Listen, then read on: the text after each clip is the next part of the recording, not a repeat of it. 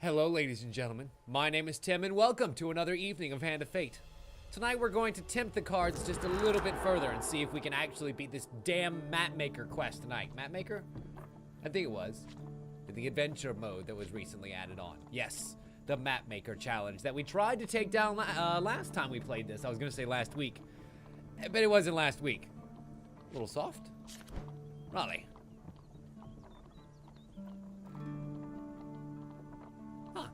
Bizarre. Haven't changed a damn thing. Well, we can't have that, shall we?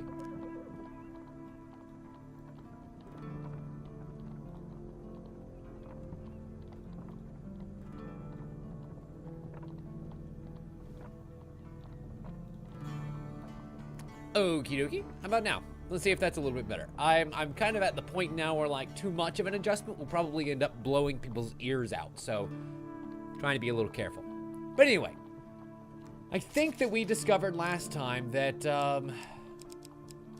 Kolbjorn was definitely a better ally to take just because of his stunning capabilities and with how many fights that we end up having with some very hardy creatures known as the goblins around here.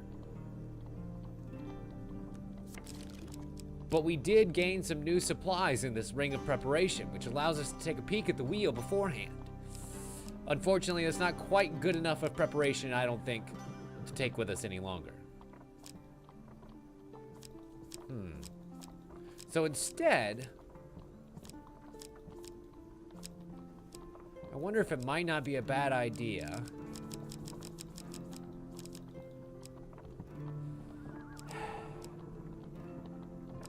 start off with a better weapon? At least one better weapon? Yeah. Let's try it. Worst case scenario, I'll end up right back here again, trying a different tactic as we go and take down this. But I remember our encounter cards being mostly okay from the last time. We just kind of ended up getting screwed over by an unknown scenario. Crossing the wastes has claimed. Well, let's see how we do. Many. Also, really, Juno, that's weird. I never had an issue like that before. I wonder if maybe there's something on the internet about that. But anyway, we continue on with our adventure. Once a great civilization dwelled here, a utopia. Now it's an empty, devastated waste known only as the Mournful Wastes. Torn apart by gods and mortals, each searching for the lost gateway. A gateway that leads beyond death itself. A gateway that can undo your guilt, make amends for your mistake. She died long ago, but you have not forgotten. With the Emperor dead and the Empire in discord, you had no choice but to select a new leader. Ever willing, your companion took on the mantle of Empress. Do you mean Kolbjorn? Because I really want to see him in that dress. I think it would be hilarious. She might have made a great ruler. Okay, definitely not Kolbjorn. If you had but managed to stop her killer. You enter the lonely inn that guards the bridge into the Badlands, somber in the knowledge that none have succeeded in their first journey into the wastes, yet few survive to make a second. Well, we know that we're going to have to collect riddles along the way that'll help us navigate the cursed card-laden map that we have to get through 3 times to make it to the Baden? Yeah. His Baden embrace.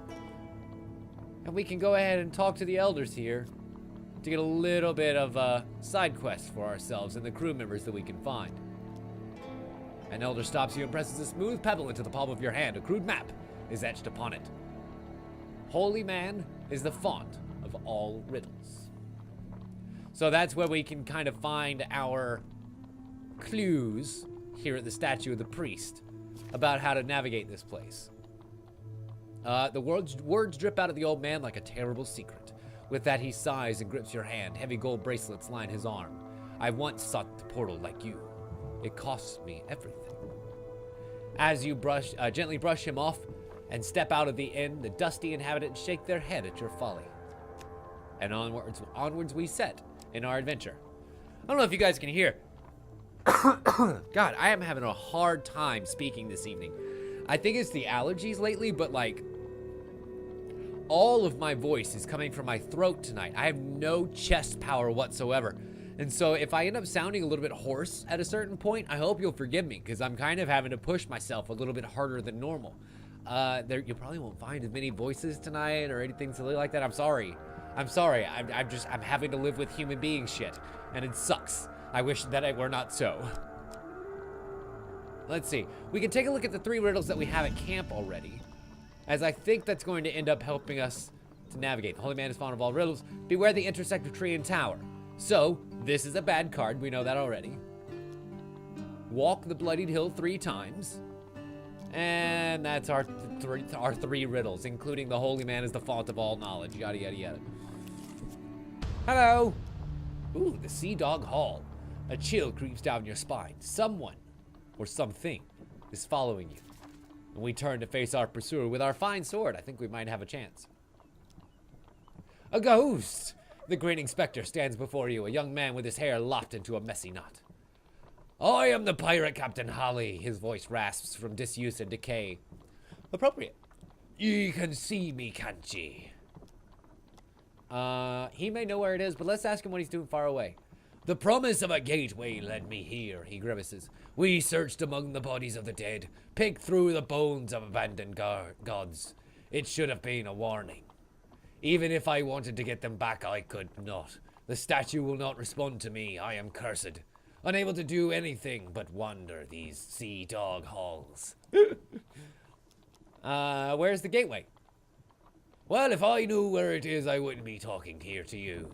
Holly runs his fingers through what's left of his ghostly hair. Besides, I can't go through the portal anyway. I be a ghost.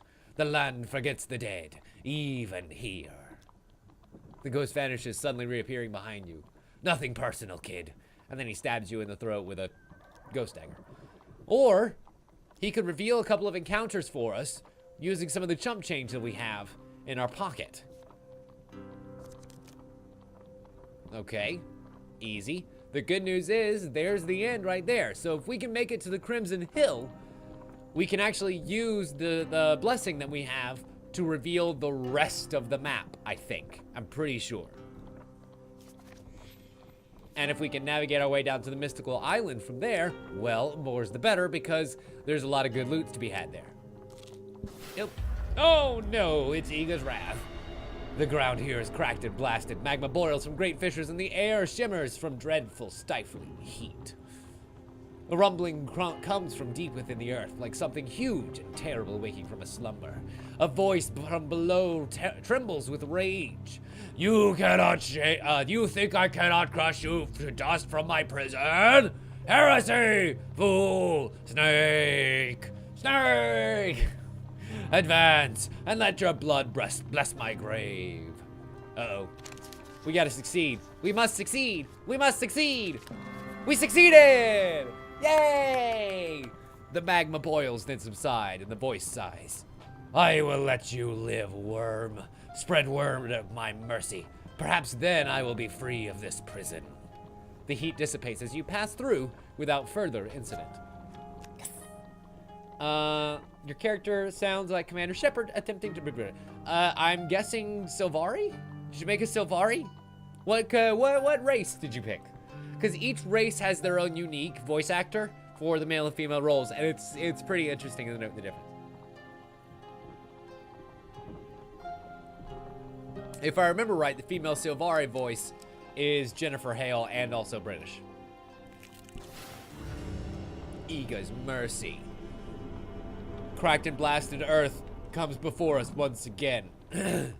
Magma boils from great fissures and the air shimmers from the dreadful stifling heat. Yada, yada, yada, yada, yada.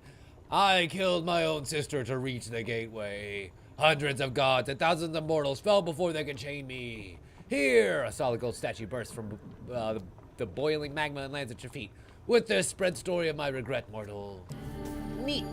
10 gold to make up for the 9 that I gave earlier to find out what was a safe path here. Oh, fuck. Fuck.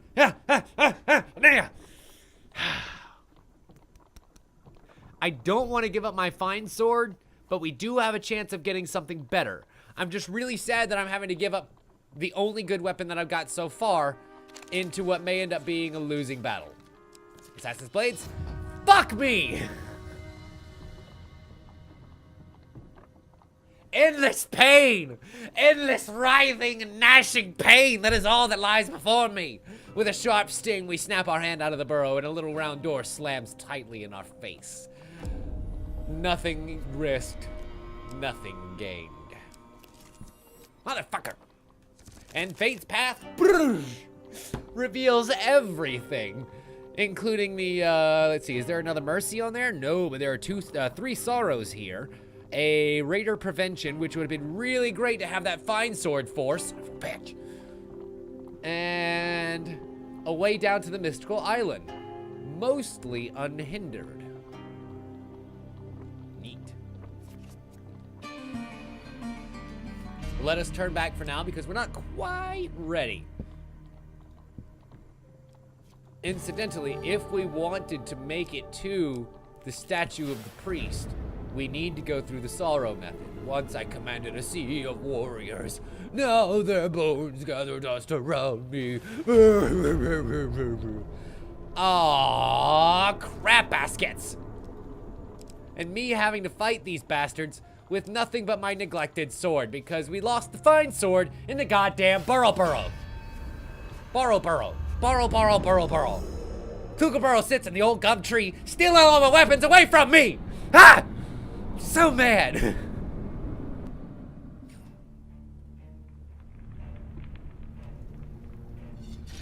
And the good news is, these are only brimstone enemies, which are like 1,000 times harder. Fuck you. Fuck you, game. I'll beat you anyway at this game of life and death. You think this is some sort of game? Wham! No, sir. We play to win. And Kolbjorn is knocked cold. Bitch. This is not going to end well. Oh, God. Or be over quickly.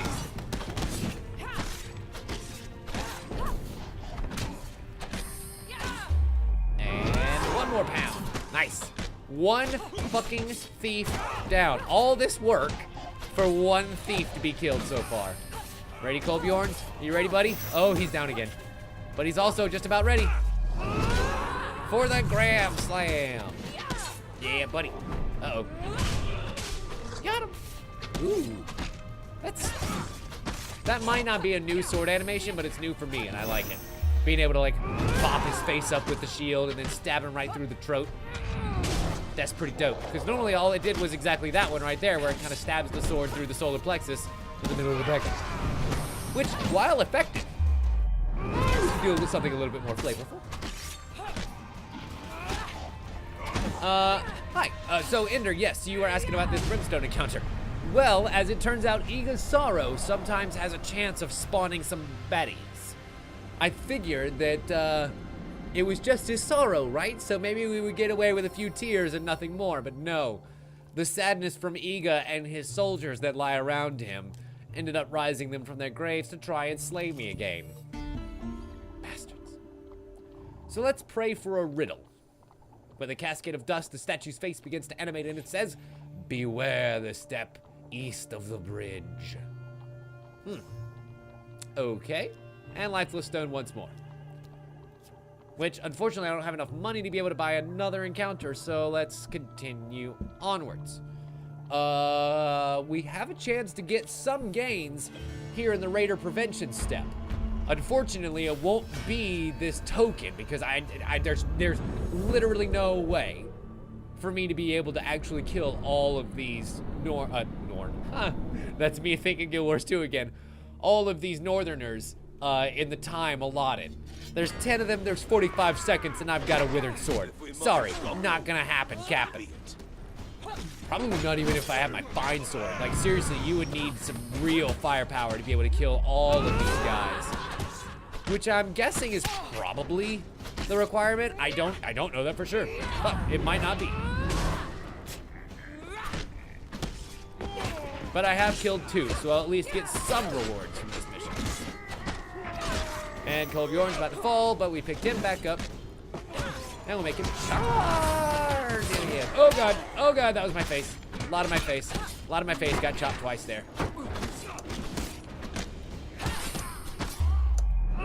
Bip.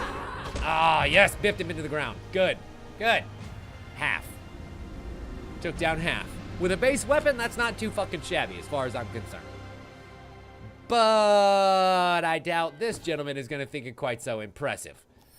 And the shard eludes us yet again. As we gain 2 fame, 20 life, and nothing more.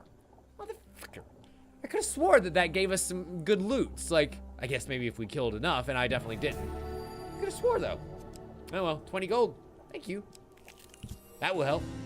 Fight the bitter winter. As we cross the snowy covered field, we see the lonely homestead.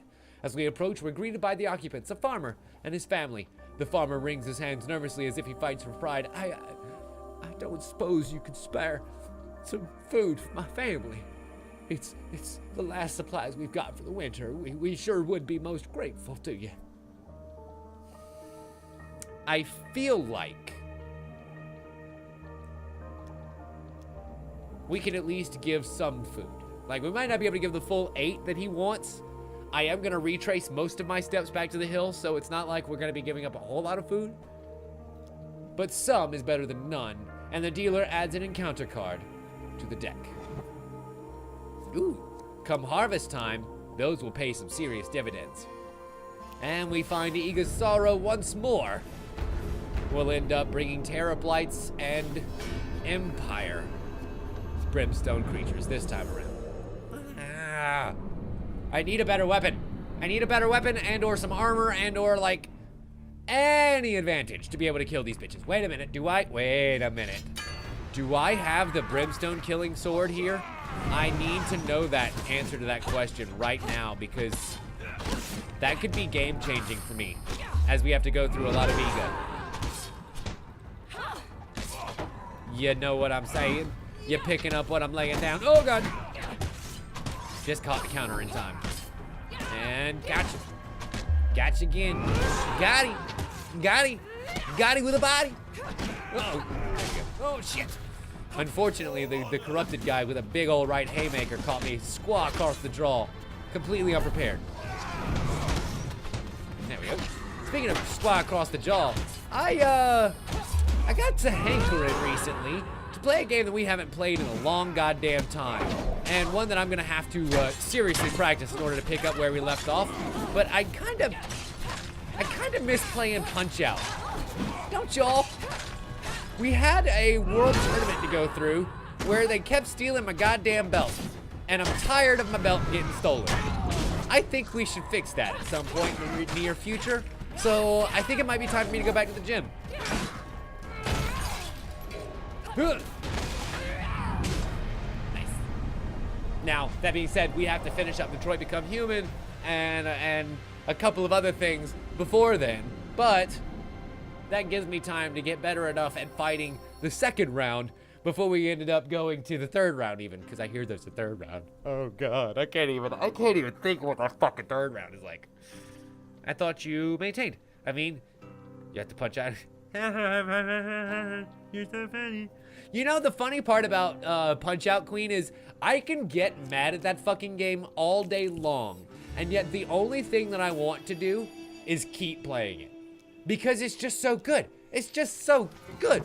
And when you lose, it's because you lost, fuck ass. Not because the game really screwed you over. So it really, all it does with its frustration is make me need to get better. Like, not want to get better, need to get better. You know what I mean? Oh shit, there it is. I lost the success card there for a second. Whew. Yes. Just breathe it out, boy. Just breathe it right out, and success comes to you. Let's see what you do with that, given your position. I think we'll take a bunch of loots. How's that sound? And for paying the sailors from the beginning, we receive a lot more treasure in the form of 15 gold, 25 gold. Gotta love all the goddamn fucking gold.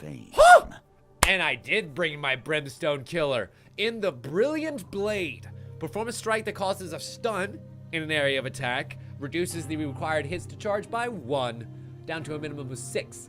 And then, of course, Brimstone Bane deals 125% damage to all Brimstone enemies. Motherfucker! And we'll store it now. I am only 2 fame away. 2 fame away. 2 fame away from being able to wield that bitch, too. Oh, my God. And remember, we're not playing the endless mode, so no weapon deterioration this time. Woohoo! Hi, Nasu. Nasukin? Nasukin? Nasukin! Sounds like a Street Fighter attack, right? There's the distressed damsel, which actually would be good for getting some food. And then Igasaro up there. Ooh, I don't know. Let's see. Can I get enough fame before we reach that Igasaro up there to make the goblin exchange worth it? Let's pet the goat. Roll them bones for the beautiful goat footage. Bones. I hope you have learned to be their master. That's a pretty good roll right there. Do you think we can capitalize? Probably not. Oh! A win here Okay. sets the tone for your challenge. Now I know what it's like to spend all your luck early. Wow, I cannot believe that worked. The goat darts its eyes around wildly. Suddenly it rears back on its hind legs and kicks me squat in the chest. And we feel a great weight lift from our soul as we get a brand new blessing. After losing 4 precision gambits with a failure or huge failure, draw 4 equipment cards, then discard this card. No, it's definitely not going to happen again tonight. As the dealer raised the dice gambit target by 2, peace out, goat. We are done here. Oh, man, I'm going to have to cross it again, aren't I? Well, we know what to do here. We can assist the distressed woman if we can roll higher than 14. Oh, fuck. Then we'll get some free food and can make our way onwards. Otherwise, we're going to have to fight some thieves. Yes! And free food is ours. Nummy nummies in my tummies. Because I don't know if you noticed, we're down to 3, and that wasn't going to sustain us over the next couple of maps. And we got enough fame to equip the brilliant blade. Brilliant. Which means we have enough to go ahead and take on Igasaro once more. Hello, Iga and your sorrow. Oh no, unfortunately, my gibbering horde of goblin minions. Oh, what are they gonna do? It's not the brimstone ones this time. But, hey, I got a better sword. Got a better sword that's way better at murdering things. So, bring it on. Bring it on, bitches. And no goblins are gonna get away with my goodies this time, because it's all murder. Speaking of murder, go Kolbjorn. Good job, buddy. Let him knock him up, or set him up, and I'll knock him down. Yes, that was supposed to be a bowling joke, but unfortunately, the words got caught in my throat, much like all of the phlegm that I currently have. Ouch. Oh, right, I forgot. The goblins have that special attack, and if you let them sit there and drink enough her, they end up spinning around the club with their club. And it's a bad time for everyone. I need to make sure not to let that happen. And I don't like it when their very cold, very dead eyes end up staring up at you like that. Any enemy, but especially those goblins, because they're like bright fucking yellow. Anywho, next encounter, the old valuables. We find a cache of old things in a broken chest. Gain equipment! Equipment! Nice. After every encounter with combat, draw a gold gain card. Thank you. And 15 life. Don't mind if we do. 20 life. Overkill, but whatever. Yep. The last card we'll get on this map, the Gnomish Exchange. Can you claim this token? We can certainly try. You trespass on Gnomish ground, humans! A voice calls out as a dozen small creatures leap from the trees around you. The penalty for this transgression is death. Make peace with your gods. Uh-oh. The gnomes we slay this time. I wonder what it takes to get the token. Do you have to not kill them? Maybe. I mean, it seems like it would be such an easy imposition. Get it? Imposition? That's a lot of little goobly goobs. Pesky, persistent, impossible to hit. Gnomes cause snare, evade to avoid, or struggle to break free. And unfortunately, no Kolbjorn here with me this time. I wonder where he went.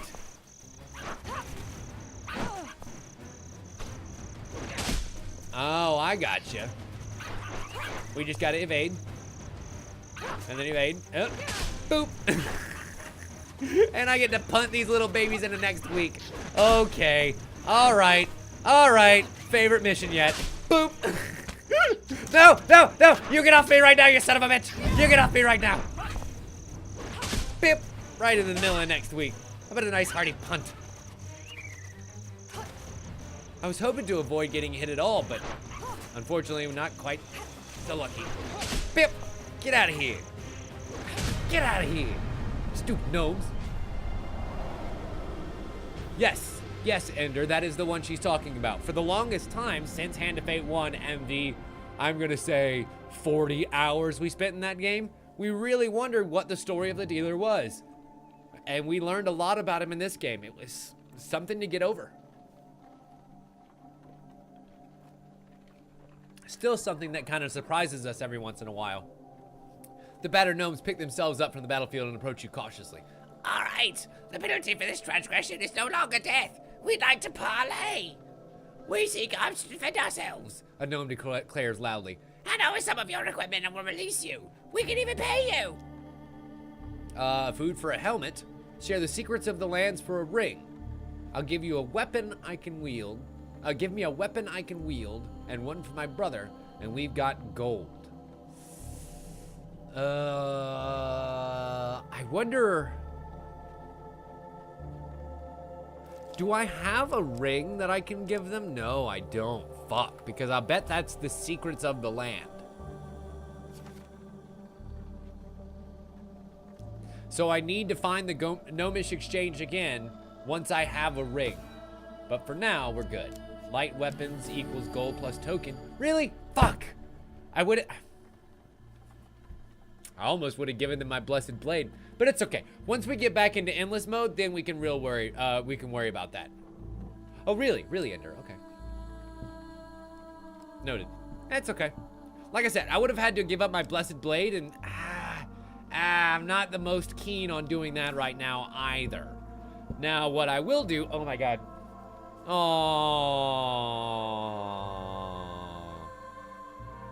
Biscuit Bear. What I will do is go see the cartographer and accept the choices carefully. 54 gold he's gonna give us for all of these cards that are revealed. This is why I brought the cartographer fucking card right here. Between this card and the blessing that we've got that reveals the entire map, we can't lose. We can't. I have so much goddamn money right now. So much goddamn money that even the inflated prices of our camp store don't intimidate me no more. But, as opposed to that, first, let's make a stop off here at the statue of the priest and pray for a regal. Find treasure between twin oaks. Interesting. But the only treasure that's between the two trees here is another Eagle's Wrath. We were fools. The mortals fell to their swords and greed when we thought they would not. Really? It's kind of a shitty riddle. South of the chest, fire and brimstone will wait. You know what? That totally makes sense because the chest right here, the lost cache, has all fire and brimstone cards underneath it. And then we pray for another riddle. Find the goat between twin towers. Makes sense, the goat lies there. I watched the goddess of the hearth slew her own sister. This guy's rained blood for 100 days. That's some other story that we're getting there, now that I look at it. Take another one, why not? All steps west of the goat, lie only wrath. Okay, noted. Let's do another one. Fuck it, I mean, like I said, I might as well go ahead and buy them all. The shadow of a tower brews sorrow. So if the card south directly of a tower, its direct shadow brews wrath. I do not remember how I came to be here. Whether I was imprisoned by mortals or my kin, time has worn my rage, my greed, and my memories to nothing. As we pay for more of this riddle, we end up Doing more. You're not a cursed pirate. Why do you help him? His fate is his own and deserved. Deckhand Ryland's soul is released. Oh, right. That's how I saved the crew. I forgot about that. Gunner Imor's soul is released. Okay. Sink a little bit more money into that. Why not? I would have bought so many goddamn riddles. I would have literally just freed all the crew. And I think for now we're good there. We'll save the rest of my money to get some food because Daddy's going to be hungry very, very soon.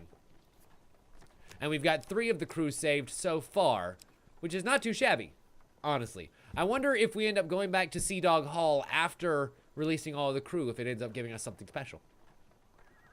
Wouldn't that be nice? Camp. What say you for food? It's so inflated a price. I can't. I'm too cheap. Move on. Fate's path, of course, reveals all the encounters, which has already been done, so away we trot. Now let's see if we can get lucky a second time in finding our way around here.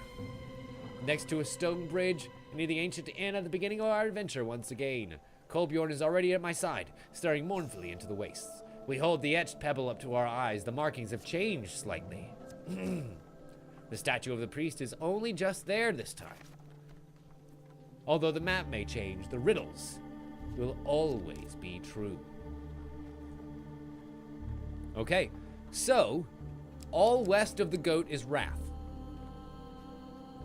We remember that. And the goat is somewhere between the towers. So really, somewhere along here is going to be an entire line of nothing but Wrath cards, which means the goat's not here, and the goat is not here. That's not to say that these are safe, necessarily. That is to say that at least the goat is not here, which means some of these cards will be also. Sea Dog Hall. Awesome. If we sacrifice another 9 gold to him, he's going to reveal a bunch of the map to me. Fuck. But not the hill, which I was kind of really hoping for. We lose 9 gold.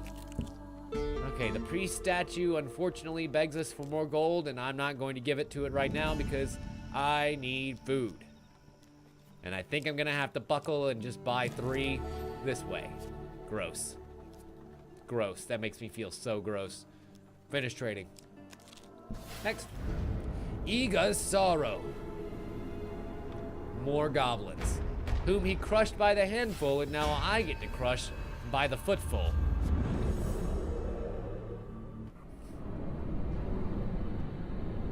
Oh, wait. Yep. These are the regular ones. Not the ones that I end up having to boot off of me. Ow, you.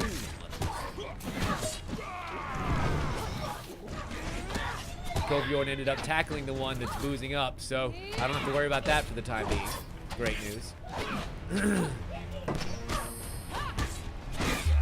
And stunning cone.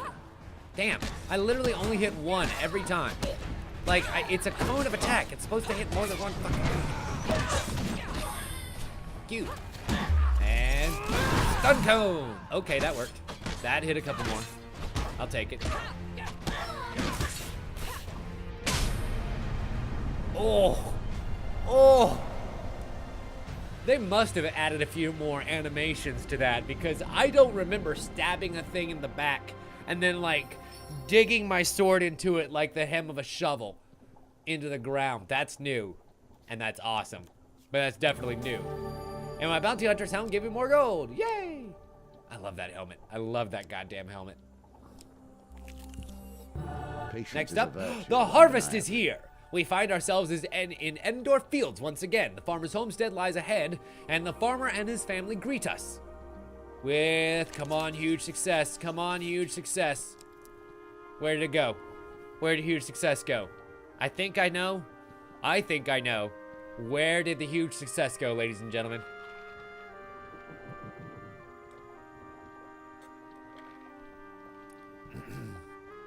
Noble thinks number 2. See, I think number 1. But we've all been wrong many, many times before. So we'll let groupthink take hold here, and whichever one comes out on top, that's the one we'll choose. I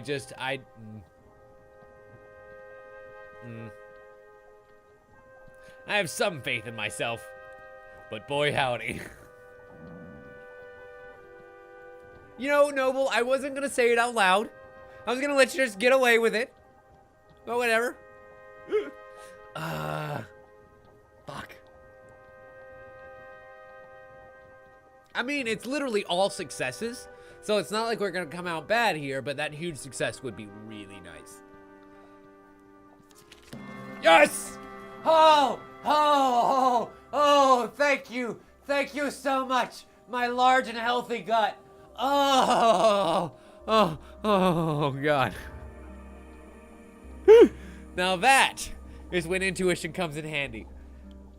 Thanks to you, we were able to just make it through the winter, the farmer says with a smile. The harvest has been good this year, so please take this small token of my appreciation. In the form of 3 food, 5 food, and 2 more fame. Oh. Guess who's not going hungry today? Awesome. Where should we continue to this time? I don't have enough gold to be able to buy another crew member back. To say he had his soul. Now, the interesting thing to note here, the goat is definitely not in this line either, because there are not a line of wrath cards that are on top. Which leads me to believe, and we'll find out after I flip this one, Iga's Sorrow again, more goblins for me to kill. But I think that the card that is currently directly to my north is the goat, if I'm not mistaken. If process of elimination and these riddles hold true, then the card that's directly above me is the goat.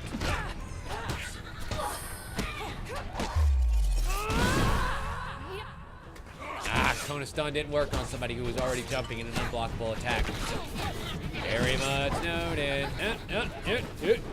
Avoid, fuck you, avoid, and gotcha.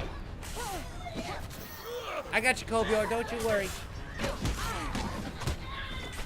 Do I have any plans for Saturday's stream? Nothing special this time, if that's what you're asking. Like, this last Saturday we did some Monster Party with Jen. Nothing special like that. I do have some special plans for Saturday, but nothing streaming.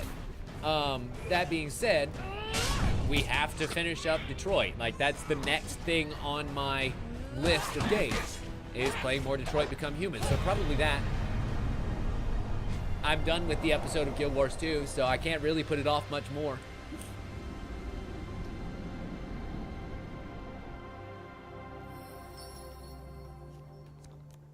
And we gain 4 fame for beating more of Iga's people. And that combat encounter gets me more months, Huns. There's the goat. Okay. We're learning something today, folks. And I have enough money to save another crew member. That's going to be a bad card. Because remember, the card that lies directly in the shadow is going to be a bad card. More goblins. Goblins we can handle. As long as it's a sorrow card, we're okay. It's that Iga's Wrath that really has the potential to fuck me over in this game, or in this particular round.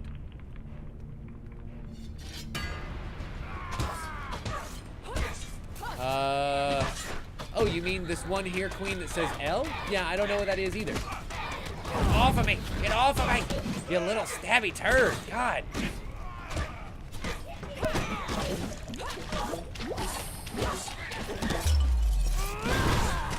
Beep. Oh, that's a nice cone right there. Unfortunately, Spinny Boy's back.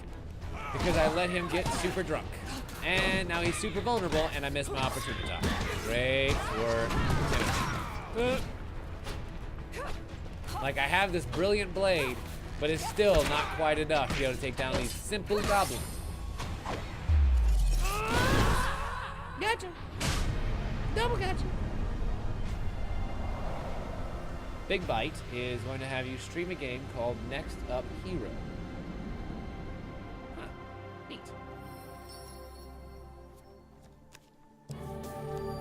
with that bounty hunter's helm.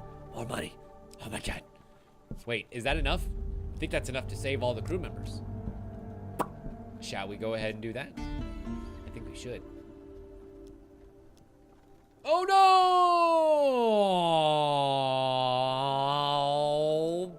Fuck!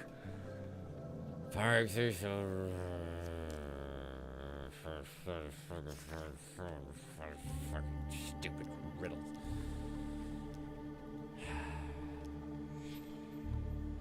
Quartermaster Barrel Cloak Soul is released, and that's 4 out of 5. Cannot believe I just did that. I cannot believe. Oh my god! You were totally right. That is Robin of Locksley's hat. Neat. Another new addition, I'm guessing. We could return back to the goat. After all, the hills are probably somewhere at the top of this. And finding those hills is going to make revealing the rest of the land way easier. So, hills? Eager's Wrath. Fuck. Come on, success. Come on, success. Watch that. Watch that card. My eyeball went super dry there at the last second, but I think I caught the success card heading into slot 4.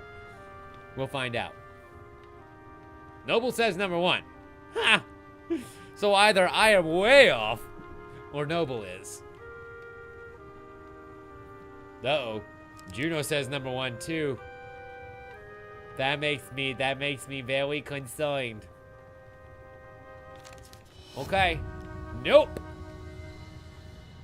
Bad news is we were both wrong. All wrong. And so we lose 15 life. No! No! And the Hellfire takes hold. Activate Hellfire encounters to reveal the encounter underneath. Ugh. Gross.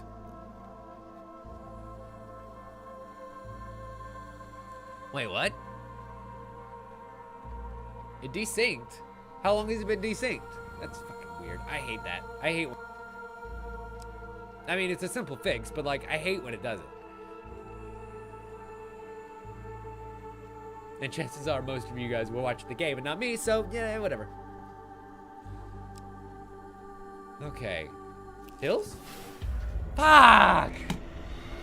More of Eager's Wrath trembling before us. Come on, success card. Come on, success card. Ah! No! Failure. And we take only 5 injury this time.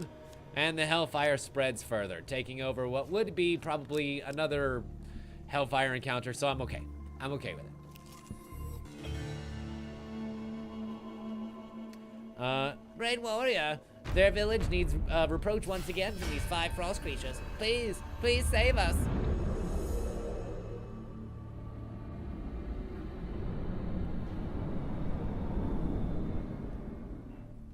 The good news is with my Brilliant Blade this time, I should be able to put a few more away at least. Probably not all of them, but a lot of them. Catch bitch. Catch bitch. Catch again, bitch. Catch again, bitch. Oh, yeah. Way quicker this time. Oh, shit. Shit. Not like that, though.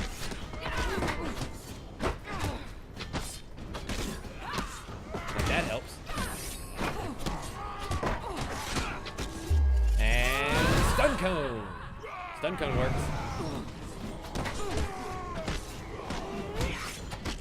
Wow. Wow, we are like a hot knife through fucking butter. Well, I guess snow. Come on, come on, come on. I'm so close. I'm so close. I'm so close. Oh, oh, no, no! One remaining. One remaining. You son of a bitch. That one northern mountain remained from my hot knife. I wanted to slice it with so many pieces. God!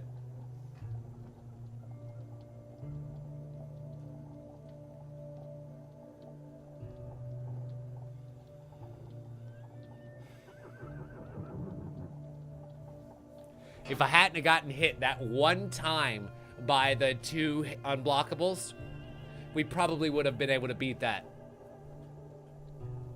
I was literally 1, maybe 2 swings at most away from killing him.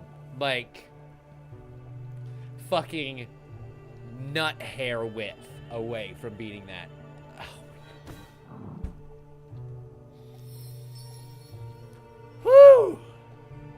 For ridding them of 9 villagers, we got 2 fame, a potion for 25 life, which I desperately needed after all of the wrath that we have encountered. And we can continue on. Epic Games? Epic. Who? What? Epic? Epic makes what? Epic makes... I should know that. Epic makes what? Is that Fortnite? Is that fucking Fortnite? Are you talking about fucking Fortnite in my stream right now, Dan? The cartographer. No, I shall return. We'll get more gold from you in a minute. Well, I still don't have a ring to give them, but looks like they want to fight again, so let's do this. I wonder if I should... I don't think the equipment store that we have at camp is probably going to have a ring either. And I didn't come with a ring, I came with a blessing this time. Normally we take the merchant's ring so that it reveals shops, but there aren't many around Meow, so we did. Avoid, avoid, avoid, avoid! Punt. Oh no, that's not the punt button. That was not the punt button. And I'm paying the price. Get off me! Get off me! Get off me, you little shit! God! And whoop. God damn it. Now, interestingly enough, that does make more use of the item. There's an item that like makes you escape snares easier. And normally you don't really need to use it because like it's just for the Northerners. Northerners are the only things that have snares. But not anymore. Bip. You would be able to escape from these boys a lot quicker. Bip. And last, and certainly least, fuck you. Bip. I love that you just football punt those bitches right out of the map. That's great.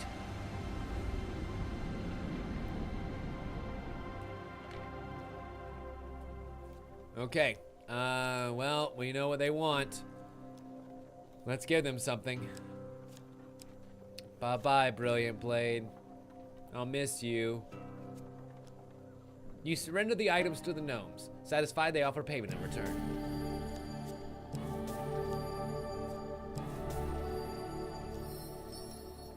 The toothless gnome looks perplexed. A mighty war machine to be sure, but however would we wield it? He turns to his brother and together the other gnomes, they heave the weapon into the bushes and out of sight.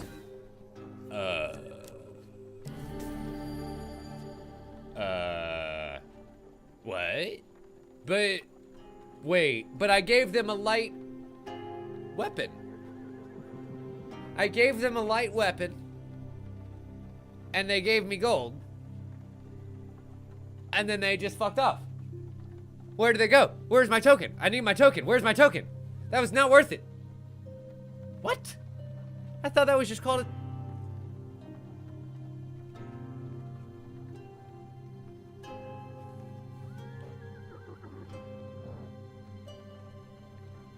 How long have I been playing this game? How long have I been playing this game? Long enough that I should know my classifications of weapons by now. For fuck's sake, man. And the hills are not in the top row. That's the bad news, folks. The hills are nowhere quite around here. Damn. So not only did I give up my sword for absolutely nothing, still don't know where we're going. We'll return later. Don't you worry, I'll be back for you.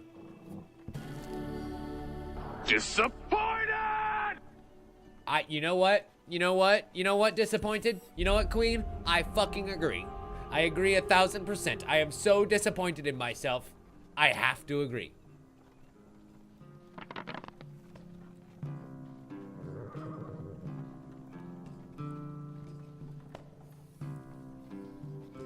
You remember that thing that I said earlier about losing all, like using all of my luck in that first roll?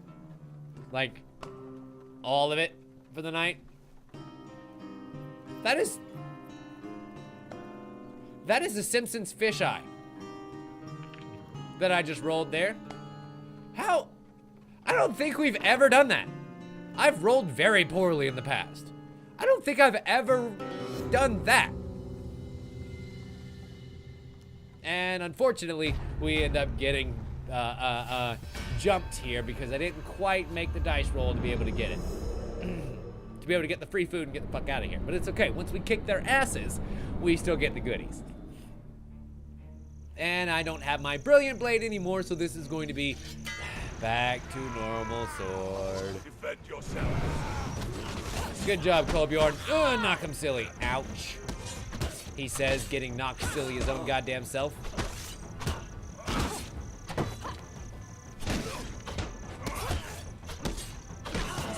There we go. A little bit of focused fire. Never hurt anybody except for the enemy. Kolbjorn's able to go and take down the rest of the team. It seems like he's gotten a lot better about target choice. Maybe that's just our luck tonight. Actually playing out more in combat than on the cards. But I feel like Kolbjorn has gotten a lot better about detecting where the biggest group of enemies are and charging straight for them, you know? In the past, he's always maybe suck out one enemy or just the closest. But it really does seem like he's gotten a lot better about target choice, and I appreciate the shit out of that. See, I mean, like, he just grabbed 2 right there when he could have only got 1. Maybe in luck, but again, I just feel like he's gotten better. Uh-oh. Uh-oh. Uh-oh. I just realized I've got 11 health. Got to be careful, boy.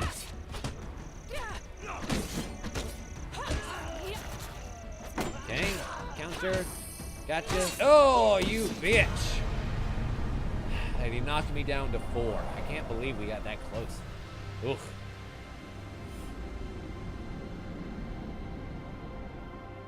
But it'll be okay, though. With another encounter down, at least we get to search their bodies for goodies, and a nice low dice roll means we should be able to find something good. 4 fame, 5 food, 10 food, hot damn. Which means I might actually just sit at camp for a while. Fuck it. I am hurt. Real bad. I don't know if you guys noticed that. I'm hurt. Something awful.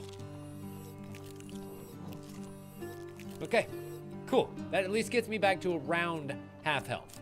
And I can function from there. We shall leave the goat for now. And continue back to the statue, where we shall pray for more mercy and the last of the crew members to be released. Beloved Yearn, her soul is released. May you sleep well with your decision. A spectral young woman in rags in a ragged dress steps out from behind the statue. She gives a heartbreaking smile before choosing a direction and heading into the wastes. The statue begins to return to stone again, saying the same thing that he said, well, every other time we'll say. And we could go ahead and, I guess, continue praying for riddles. It's part of the requirements. Find mercy 3 steps away from the bridge. Iga's mercy. Oh, and Iga's mercy gives us some gold. So that might actually be worth getting. A pirate waits north of the bridge. And the last riddle we can't quite afford yet. Until we go get Iga's sorrow here. What are you? Come on, don't be a wrath card. Yes! It's the treasure chest! In it we find revealing 3 encounters. Boop, boop, boop. Hello, man of the world. God, did I need you so fucking long ago. And we find 5 food for our troubles. Yay, more equipment. Oh, mama. Oh, mama. Bye, Noble. Thank you so much for hanging out, buddy. Always a pleasure. Reduce the chance of goblins stealing an item by 50%. Reduces gold stolen by 50%. Brief stun to thieves who hit the player with melee attacks. Nah. Definitely picking up the absolved flight. Flight, wow. Causes freeze to enemies in a large area when activated. Frozen enemies take a lot of damage when hit. Yes, please. Yes, please. Sweet action. And we can visit that old sea dog, whose crew has been, Iga, the goddess of war. She's here somewhere buried beneath the earth. Huh. Neat.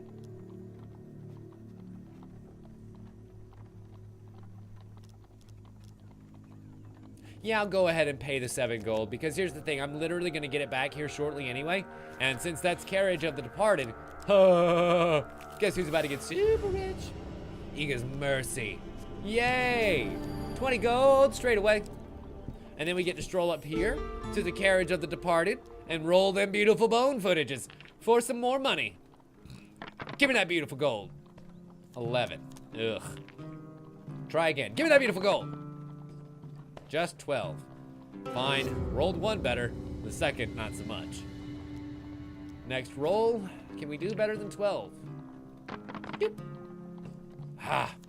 Close. But no cart full of dead. Damn it. Sure, whatever. That's fine. I don't need Kolbjorn to sacrifice himself for that. Really, all we're going to do is get 27 gold and get the F out of Dodge. Because that's more than enough to be able to afford the last riddle. The last riddle.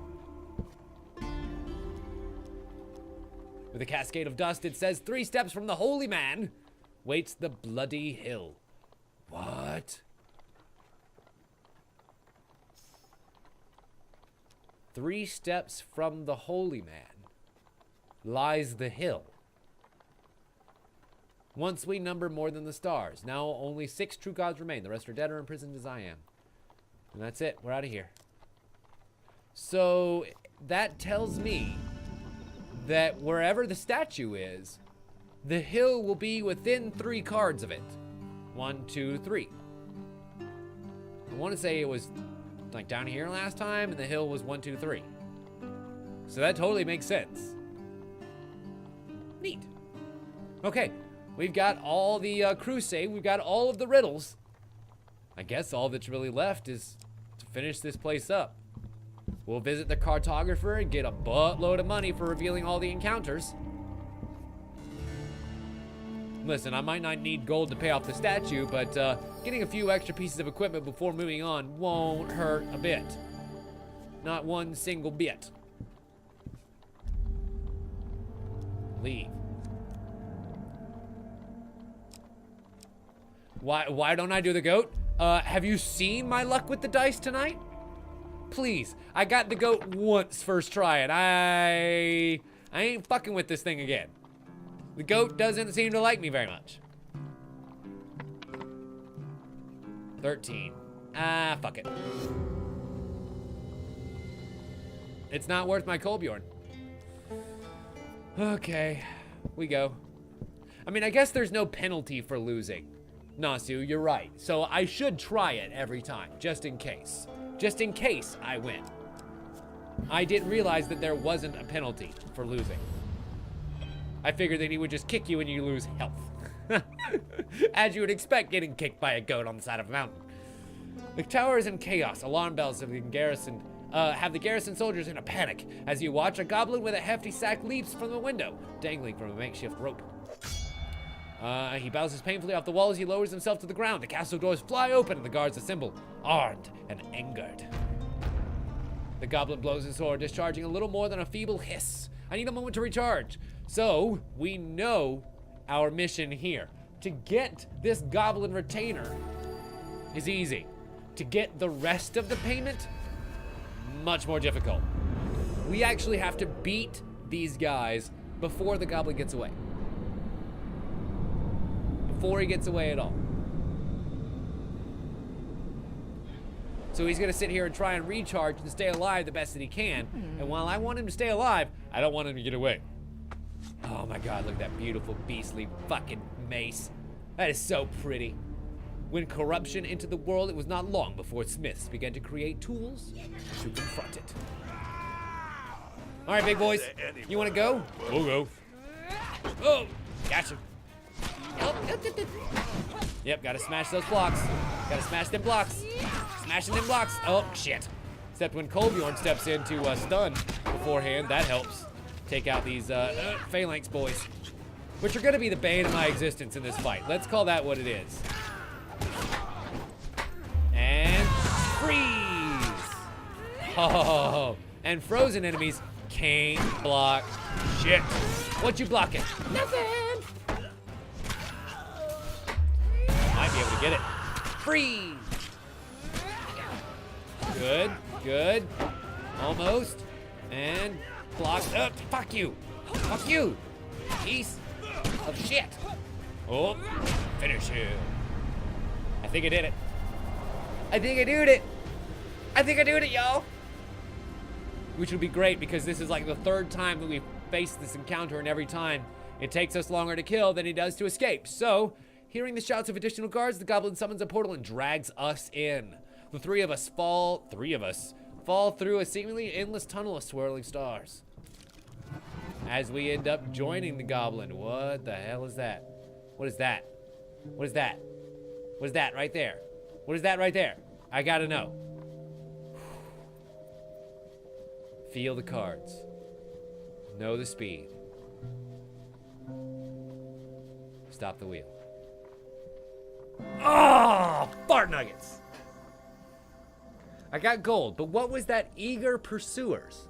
Oh, really? Really, Natsu? Okay, well, it's a good damn thing I didn't get what I was going for. He tears his sack open, and his loot tumbles towards you. Uh-oh. After what seems like a lifetime, the portal releases us in a forest. We find Kolbjorn passed out behind a shrub. Oh, the three of us. Gotcha. We help him up and continue on our way. The majestic disappearing act becomes the talk of the town. Well done. And the card's token is now ours. Ooh, it's been a while since I can say that. Awesome. Continuing on, the man of the world is going to reveal the entire map to us, but you're a bit late for that, sir. It's okay, though. That means we have two ways of revealing the entire map, either by finding the end, and Fate's Path does the rest, or by finding that man of the world. I mean, it's not really gonna matter. How many have we have one reached map left. The gates of power before you, do you think? The bridge Yet still they into the stand. wastes. Where have once all again. those other wanderers You hold gone? the etched map pebble up to your eyes, the markings have indeed, changed, will you but the go map when will all of this is always done? stay the same. Okay, so let's see what we can parse out of this last map here. Holy Man is the font of all the riddles. We know that the gate is going to be somewhere 3 steps away from the priest, okay? Beware the intersector tree and tower. That's bad. The goat is going to be somewhere in here, and then all west of the goat is bad. Walk the bloodied hill 3 times. We're good there. Beware the step east of the bridge. So that's going to be a bad card right there. Oh, wait. East of the bridge. Never mind. The other direction. Find the treasure between the twin oaks. So the lost cache will be somewhere along the top here, but not in the shadow of the tower. South of the chest, fire and brimstone awaits.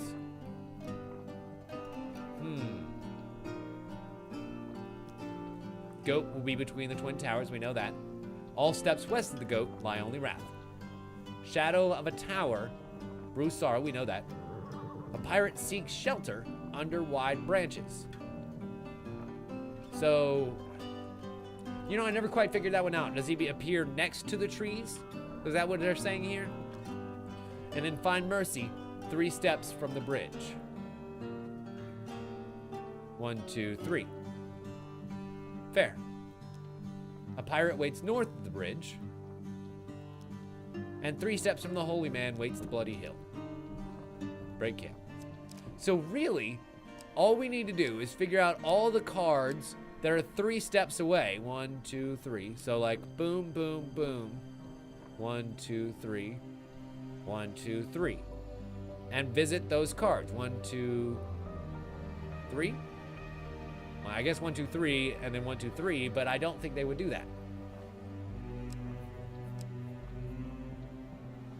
This way is only going to be a Wrath card. Pirate North?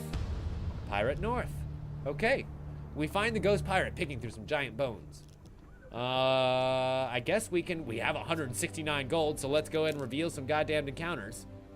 There is the treasure. Yay, treasure! Right next to the sorrow, which is right beneath the tower, too, so we can go and be able to get to the treasure that way. The bitter winter is going to have another opportunity for harvest, but I don't think we'll have a chance to ever collect on that, because this should be the last map, if I'm not mistaken. It's also west of the goat. You're right, so that means the goat is probably right here. Probably. We'll find out. They got the Wanderer's Bounty. Gold is added to a random encounter at the start of each new map. Defender adds +1 to weapon charge, and it actually reflects. Why not? Fuck it. It's better than the regular shitty shield I've got right now. And I've got enough money to buy some extra food, should we need it, which I think we will.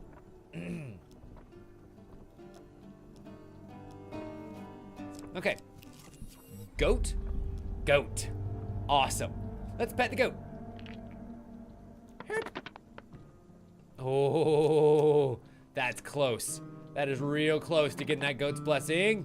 Oh, one away.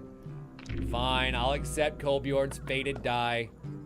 And it gets me way above and beyond what the goat requires.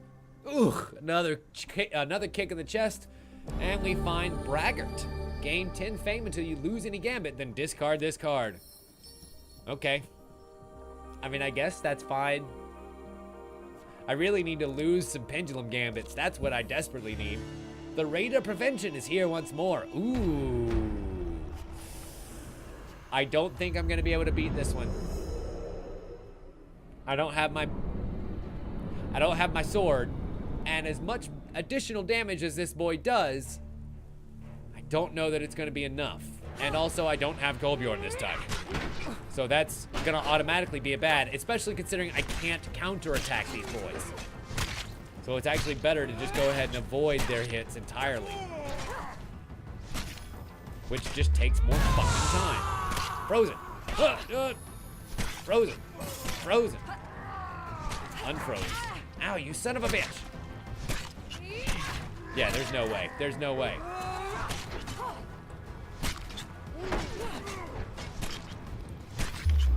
Time freeze.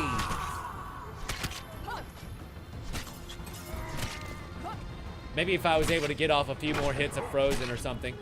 Wait, what? How was I able to counterattack there? I didn't think I could. Yeah, see, like, it's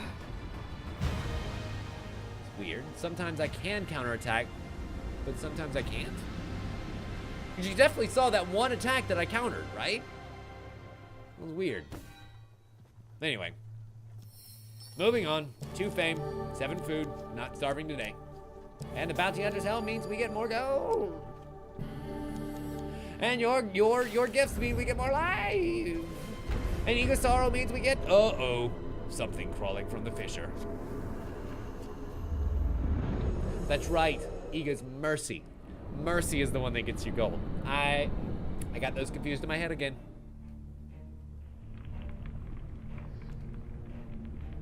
But here's the thing. Boy, howdy are we close to actually beating this mission. For like for real beating this mission. So let's maybe not fuck this up, shall we? Time freeze! Gotta love that attack. The more people you can hit, the better while you're doing that. So like, I mean, obviously, the more people you can hit with the area of effect. What I mean is like, the more people you can set up, and then you just hit them one after the other, after the other, after the other. Don't try and go for a combo there if you end up freezing more than one target. Just one hit, one hit, one hit. Because like, you're just gonna end up dealing a 60 of damage, at least, if not more if you happen to have stronger attacks than the base. And you get to move on to the next one and deal it a whole bunch of times. Freeze! Bip, bip, bip, double bip. And do that twice, you've got yourself a winning combination. Not to mention the fact that each one of those new enemies that you hit hits that charge one more time. So as you're sitting there dealing the big hits to everybody, which means you can whittle them down individually faster, you're already recharging that next freeze. And we find the cache of old valuables. The Thieves' Folly or the Ring of Defense. I really kind of need that Ring of Defense. Especially considering that goblins aren't actually stealing anything from me right now. Yeah.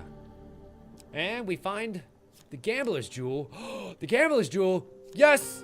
Definitely yes. Definitely Gambler's Jewel, yes. That Armor of Gluttony is great, but it ain't the Gambler's Jewel, which is gonna let me come back over here to the goat and try this bitch again.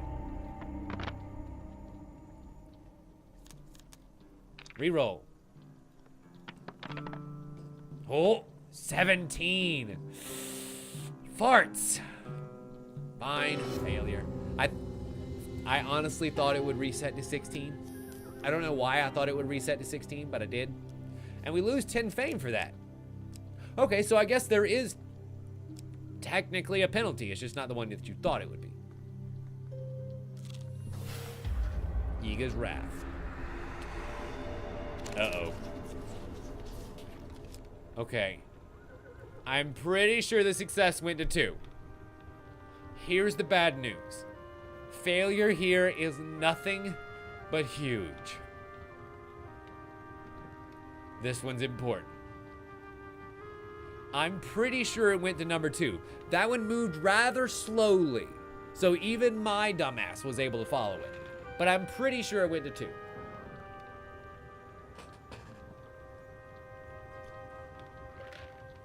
Oh, you know what? You know what, Queen? That is a very fair point. I didn't think about that. I did lose 10 fame because I lost the blessing that gave me that once I lost a gambit. Oh, that hurts. Oh, that's gonna hurt so bad. As a great fissure opens up beneath us and 10 injury, 20 injury happens straight to us and more hellfire fills the deck.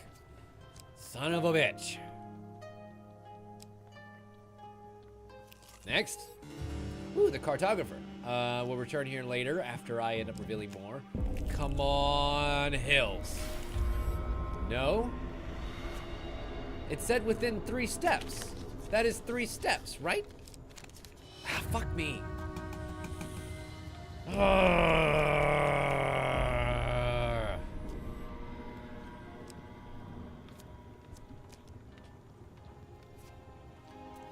I guess technically this one is too. But it also said that the pirate would be here. Whatever. Goblin Retainer, we really don't need to do, but we're gonna. Because why not? It gives us gold. We can use that gold to buy food, which we can then use at camp to heal myself before the final encounter, which should be coming up very, very soon. And me and my ice mace should be just strong enough to take it down. I'm hoping. God, I'm hoping. All right, Kolbjorn. Charge them. Which means their shields mean nothing. Nothing to me.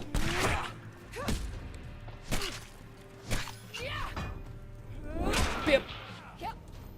All right, boys. How do you feel about a bit of a cold shoulder? Uh-oh. He's okay with it. He's mostly okay with it. But the finisher is what really got him. Hot damn. Hot. Double damn. I think I might actually beat this one twice in one encounter. Look at me being awesome and shit. Freeze. Knockdown. Awesome.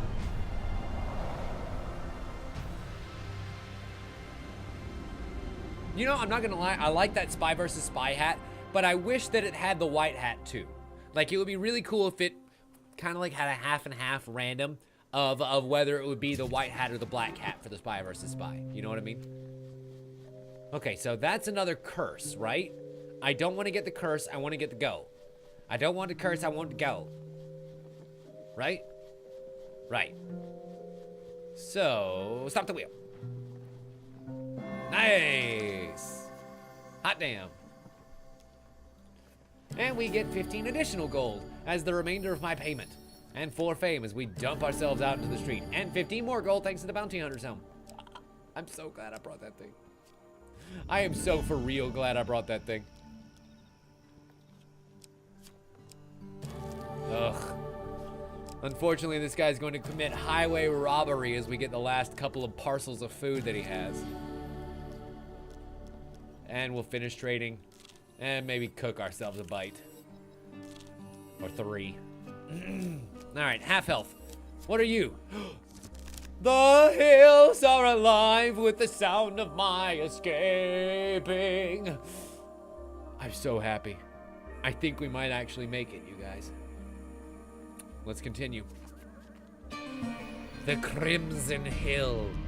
As bones crunch underfoot, ancient swords from kingdoms long forgotten flank the path like a wedding guard. The stones here have become a stained deep red. At the top of a short climb is a small opening in the cliff. Let's begin. We climb to the very top and squeeze through the cliff There opening. are moments when we touch the power And we that drives find the world. the gateway. You stand now at the gateway that leads beyond, and at the beginning of a true understanding of the source of it all. Interesting. So this could be the precipice of a preview of the story to come in this adventure mode. I don't know if you remember, when we started this trek last time we played, we speculated a little bit about what this adventure map could mean with regards to the story, because it seems as though we begin the map anew. Let's find out. Begin the ritual. We step to the center of the stone arena. Just as the old books had instructed, we drew our dagger and let our ruby red blood drip onto the ground. In response, the runic symbols materialize on the surface of the crumbling columns. They glow a brilliant blue. At the far end of the arena, in an archway formed from two leaning pillars, a shimmering portal flickers to life. The gateway. Kolbjorn's usual somber expression is replaced by shock. He blinks in disbelief. Something about the gateway calls to him strongly. And the sea dog Holly and all of his friends interpose himself between us and the portal. "Ye found it! Ye really found it!" the boy captain grins. "Many would kill to take your place here, myself included." He draws a spectral cutlass, holding the blade up to the light. "But I don't have to do that now that my beloved has returned to me. At last, I can let it go." He sheathes his blade.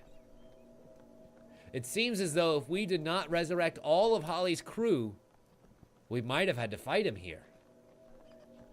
One by one, Holly's crew members emerge from the aether, taking up position behind him. The girl with the heartbreaking smile clasps the captain's hand, squeezing it tightly. Holly holds out a heavy trinket. "I stole this from the dragon priest himself. It's gotten me out of more scrapes than I can count. Treat it well, treat your companions well too.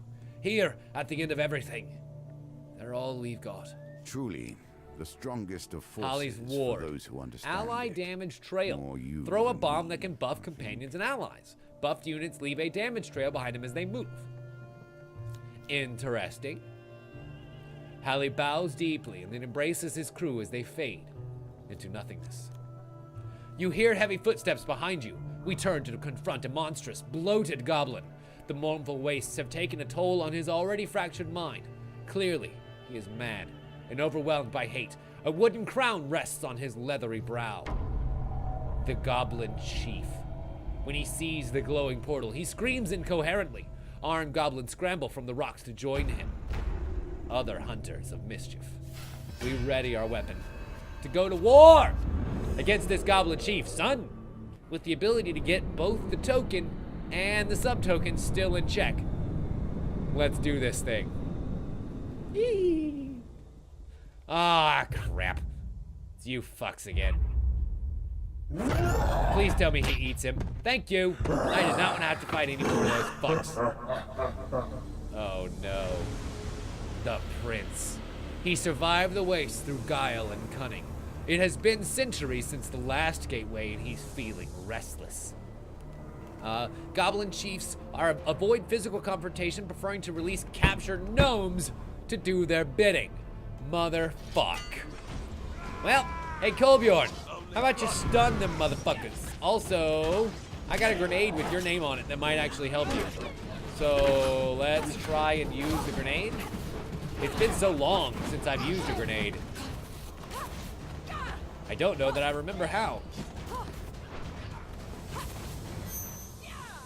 There we go.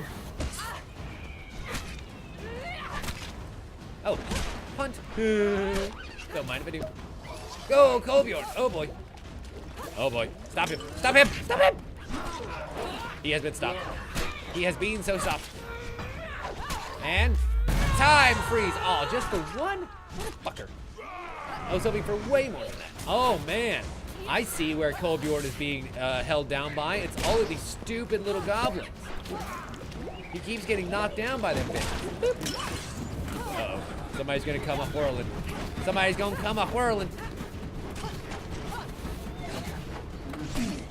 Stop it. Stop summoning more bitches. You, with the bitches summoning. Stop it. Ow. Ow! You with the arrows. Stop it. Bip. Bip. I love doing that so much. What a fun way to dispatch an enemy. Like, seriously. Bip. It's great every time. Uh-oh. Uh-oh. That Bowser smash is not fun. We have to make sure to avoid that as much as possible. Almost. Oh, no. No, no, no, no, no, no, no, no, no, no, no, no. Ooh. Right here near the Goblin King. That would have been a very bad place for us to have been hung up. I don't know if you noticed. I am 1 hit away from dying. At the Goblin King. Bip. I want to avoid that if we can. Come on, Kolbjorn. Come on, Kolbjorn. I believe in you. I believe in you. I believe in the power of the big Scottish brute. We did it. In the halls of the... Oh, God. Oh, no, you don't. Bip. It's good. Wait. Nope. Wait. Is that, wait. Is that not everyone? Is everyone dead? Everyone should be dead. Oh, nope, not quite. There's still one little goblin to kill. Come get some. Bip. There we go. In the halls of the Goblin King, we murder him. That was awesome. I can't believe that just one last little goblin was running around. That was the only thing keeping me from winning the fucking fight. The last goblin falls, and the glowing blue symbols shine ever brighter. You clamber wordlessly towards the flickering goal. Yay, I agree. Yay, we did it. I'm so proud of us.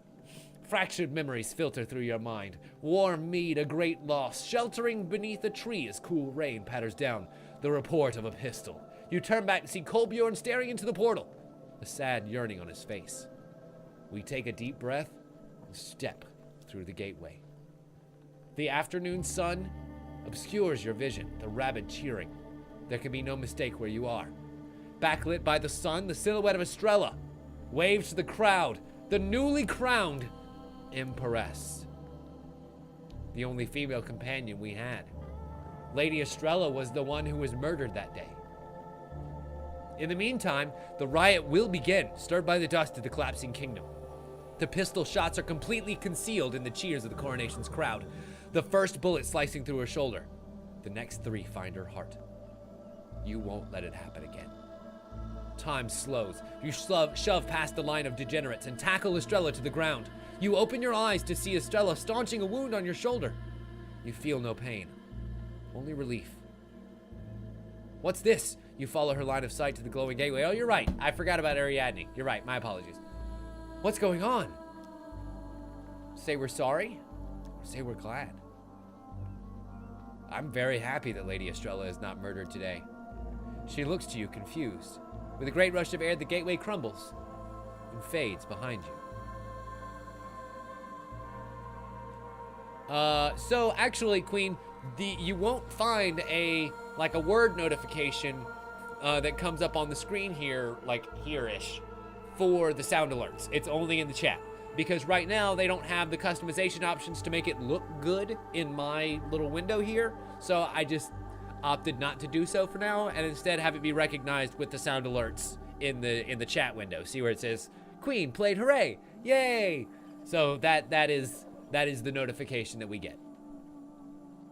It's then that we realize that your hands are no longer spotted and lined with age. Your tattered, time-dulled armor is gone. Your clan in the ceremonial garb you wore a century ago. At this very coronation.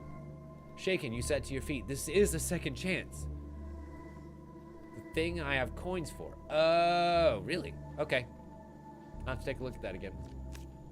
This time, we will set it right.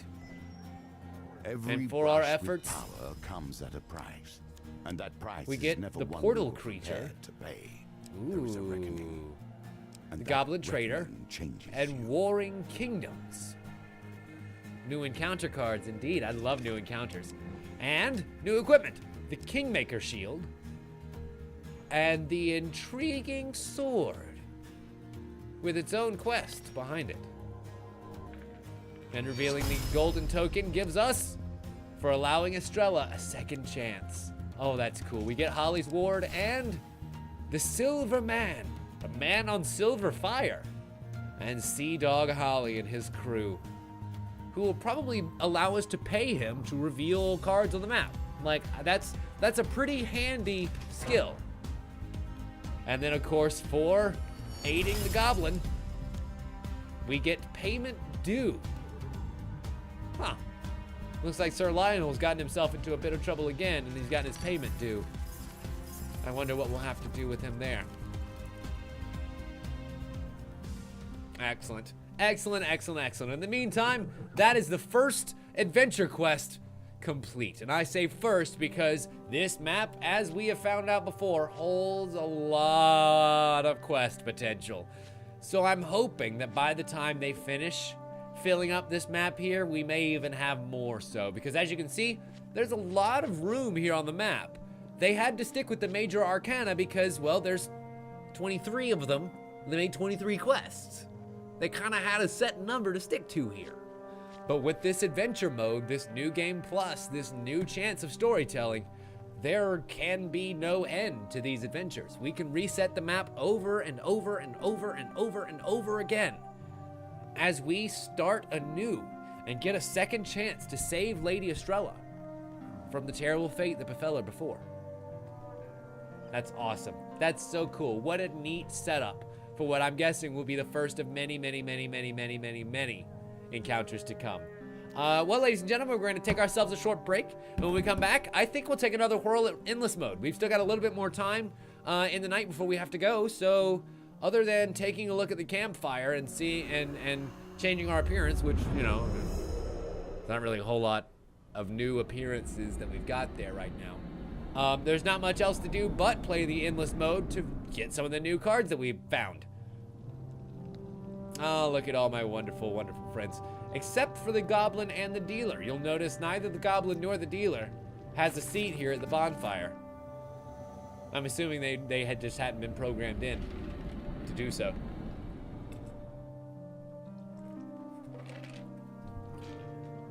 You would think that would be one of the first things they would add in. But anyway, so unfortunately there's not really the ability for me to just look at the new cards that we got. Otherwise I would do so. But anyway, we'll be right back in just a couple of minutes. You're watching this on twitch.tv/TimLeftwich. My name is Tim Leftwich. Don't you dare go anywhere. More Hand of Fate 2 is coming your way in just a couple of minutes. We'll be right back. Bye. Hello, ladies and gentlemen. Welcome back to more Hand of Fate. And we're going to continue in Endless Mode, having beaten the one adventure map that has been released so far. There's really not much else for us to do in this game tonight other than continue to unlock cards and play the game of life and death. As the endless adventures continue, you know we're going to end up choosing our own adventure along the way. And we get to choose our companion to start with. Old Kolbjorn is going to make the journey with me once more because I love my big boy. And let the endlessness into the challenges begin. Of eternity. Adventure Prepare beckons. yourself. You set foot upon the open road and begin your journey into the unknown. The ravages of time, of course, come across again, which means all of our equipment that we're wearing will end up losing its effectiveness over time, as will our weapons and our fame. But the old maiden comes along to give us a starting little boost. I think, of course, we'll ask for food, because we're definitely going to need that most of all. Money is great. You can't eat money. And we gain 10 endless points just from making it to the capital and begin our thirst for adventure. Where do we go? The Den of Corruption or the Village Ruffians? Now, if I remember right, the gentleman who wrote the Village Ruffians was here last time, and we weren't able to play it because we just ran out of time. Because we wanted to play the new Endless Mode map, and then we got killed there. So, I think we'll go ahead and play Village Ruffians. This adventure ends with a combat against powerful thieves. Expect to encounter their kind along our journey. We'll gain 15 fame for our success, but for failure, there is only death. A band of thieves has settled in the remote village of Huntweasel. An Imperial garrison is assumed dead, and you have accepted the task of dealing with the villains. These trials offer you a chance to make your play more difficult in exchange for further rewards. So we have a new one here in the Dark Sanctum. The Dark Sanctum will requires us to have 2 or more curses at the end of the adventure to succeed. For success, we will gain 5 fame, draw 2 gold cards, or a blessing.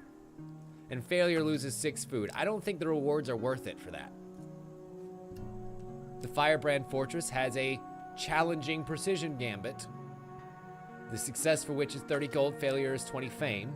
And then the Eternal Liberator has a challenging wheel gambit. Yeah, we'll take our chances with the gambits, I think. The Empire seeks warriors brave enough to raid Firebrand Fortress, home of an ancient warlock. It's said to be guarded by both magical and mundane hazards. We sign up and head south. And drunken tales of the Shipyard Tavern speak of the Eternal Liberator, an Imperial warship once laden with treasures, now perched precariously on the rocks below the cliffs of oblivion. Many a daring or foolish soul have already perished trying to reach it. You decide to journey there and see it for yourself. I'd have said, based on how often we get screwed in Endless, that Dark would have been a freebie. Really? Just to keep getting curses? Yeah, I mean, look, we've already got one curse on us in the fact that we end up losing stuff to the Ravages of Time. So I guess really we would have only had to pick up one extra curse? So you're not wrong. Probably should have taken that. Oh well, it'll be okay. Consider our chosen adventurous traits when building our deck. And consider what must lie ahead. We are going to need success in gambits. So, stuff like Gambling Hansel is going to be very nice here. The Caravan Robbery will allow us to gain some equipment from a wheel. Let's see, the Blacksmith allows us to upgrade an item, but I think I'd rather go with the Mystical Island. And maybe the Alchemist? Oh, really? Damn. Okay, I mean, I figured it was worth a shot to try, right? Like, I mean, it looks like a curse. It acts like a curse. I guess it's not. And maybe the Cave of Wonders. I feel like the Alchemist is good, but the Cave of Wonders is better. And then we'll go ahead and take some items. Now, the Ring of Preparation allows us to peek at the wheel before it spins, but that's not going to help us choose a spin. The Questing Mace has a good critical strike. Ooh, since we're going to be facing a lot of thieves here, this might not be bad, except it requires us to get hit in order for it to really take effect. The King's Crown has all pain cards reduced, but we don't have a platinum card to go with it.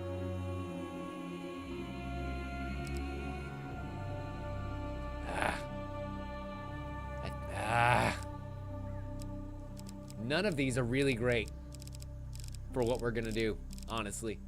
Fuck it, fine sword.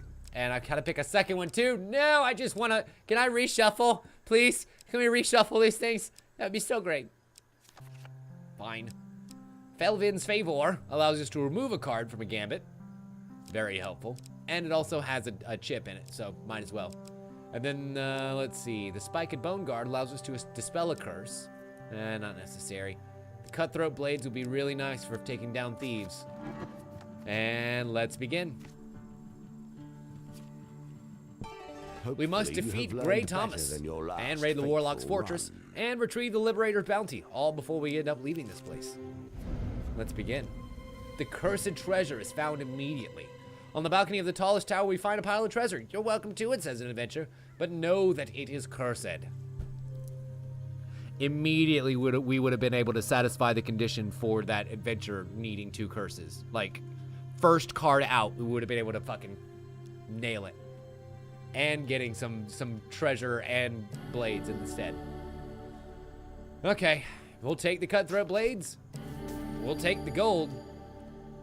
And we'll take the curse. Lose 3 gold after every encounter with the dealer's mark. Okay. That's not so bad of a curse. And the Mystical Island decides to stroll up along us as well. We got the Cutthroat Blades equipped just in case we have to fight. But we shouldn't. Because we can give them back to gold. We can do the wheelie wheel. Oh, there's my success. There's my success. Daddy wants a success. Come on. Breathe the wheel. Be the wheel. Stop the wheel. Motherfucker! In the end, all we ended up is crashing on the rocks, taking 10 injury, and we get moved to a random encounter card. Thank you for the free food. Ah! Wait, the ogre has a H in it, so he must be a gravedigger. Maybe so. I've been toying. No, with new actually, cards yeah, and Gray new would be a concepts. thief, so I'm This guessing one, Gravedigger. while unassuming, offers desert a world trek. of potential. You take a moment to consult your map while discovering the raiding caravans. It traces the merchant routes that crisscross the desert lands, skirting to the north. And we find the desert crossing. Oh my god, so much of the desert just got added to the map. Okay. The good news is that makes getting around this place a lot easier, because all we got to do is get through there. All we have to do to get through there is avoid becoming dehydrated. And we find the caravan robbery, where we can ambush the traders. And hopefully gain some supplies here. Oh, beautiful supplies. Including that Felvin's Favor Daddy wants so bad. That's a lot of cards, though, so we're going to have to be very careful about when we stomp it. Now? Oh! See, I keep doing it just a little bit too soon. Damn. Oh, really? Is that the moon? Is that a game? I have not played in the moon if it's a game, or seen the moon if it's a movie or whatever. We could leave with our spoils, or we could raid another caravan. As the dealer adds one steel monster to the wheel, we try our luck again. Come on, Felvin's Favor. I'm going to get you. The wheel is spinning a little bit faster this time, so let's stop it right about in the area that would be somewhere in here. Ah! Still just a little bit too soon. Gosh. Excellent. Golly gee gosh wise willikers. decision. Fine, fuck it. Give me one more monster card. We'll press our luck again. Okay. Big money, no whammy, no whammy, no whammy, no whammy, no whammy, no whammy. Stop! Oh, too much. Way too much. That was moving a lot faster than I thought it would be. And instead, we got an encounter with the Northerners. Here's the good news. Easy peasy lemon squeezy. Like, facing down 6 Northerners is nothing, especially with the new daggers that I've got here. I mean, sure, I won't be able to counter, but hey, I'll be able to murder. I'll be able to puncture. I'll be able to pierce a whole bunch of little Swiss cheese holes in them. All right, go Kolbjorn, be my distraction. Yeah, no, they definitely made him a lot better in hitting that combo consistently. Because, like, he is so much better about actually hitting a big, wide group. And I am very appreciative of that fact.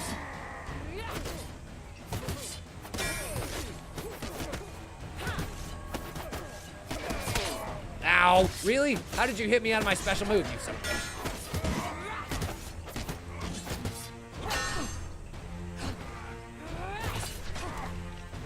Okay, I think I finally figured out why I was able to counter that one Northerner, but not the others. And it was probably one of these trackers that I was able to counter, not a regular one.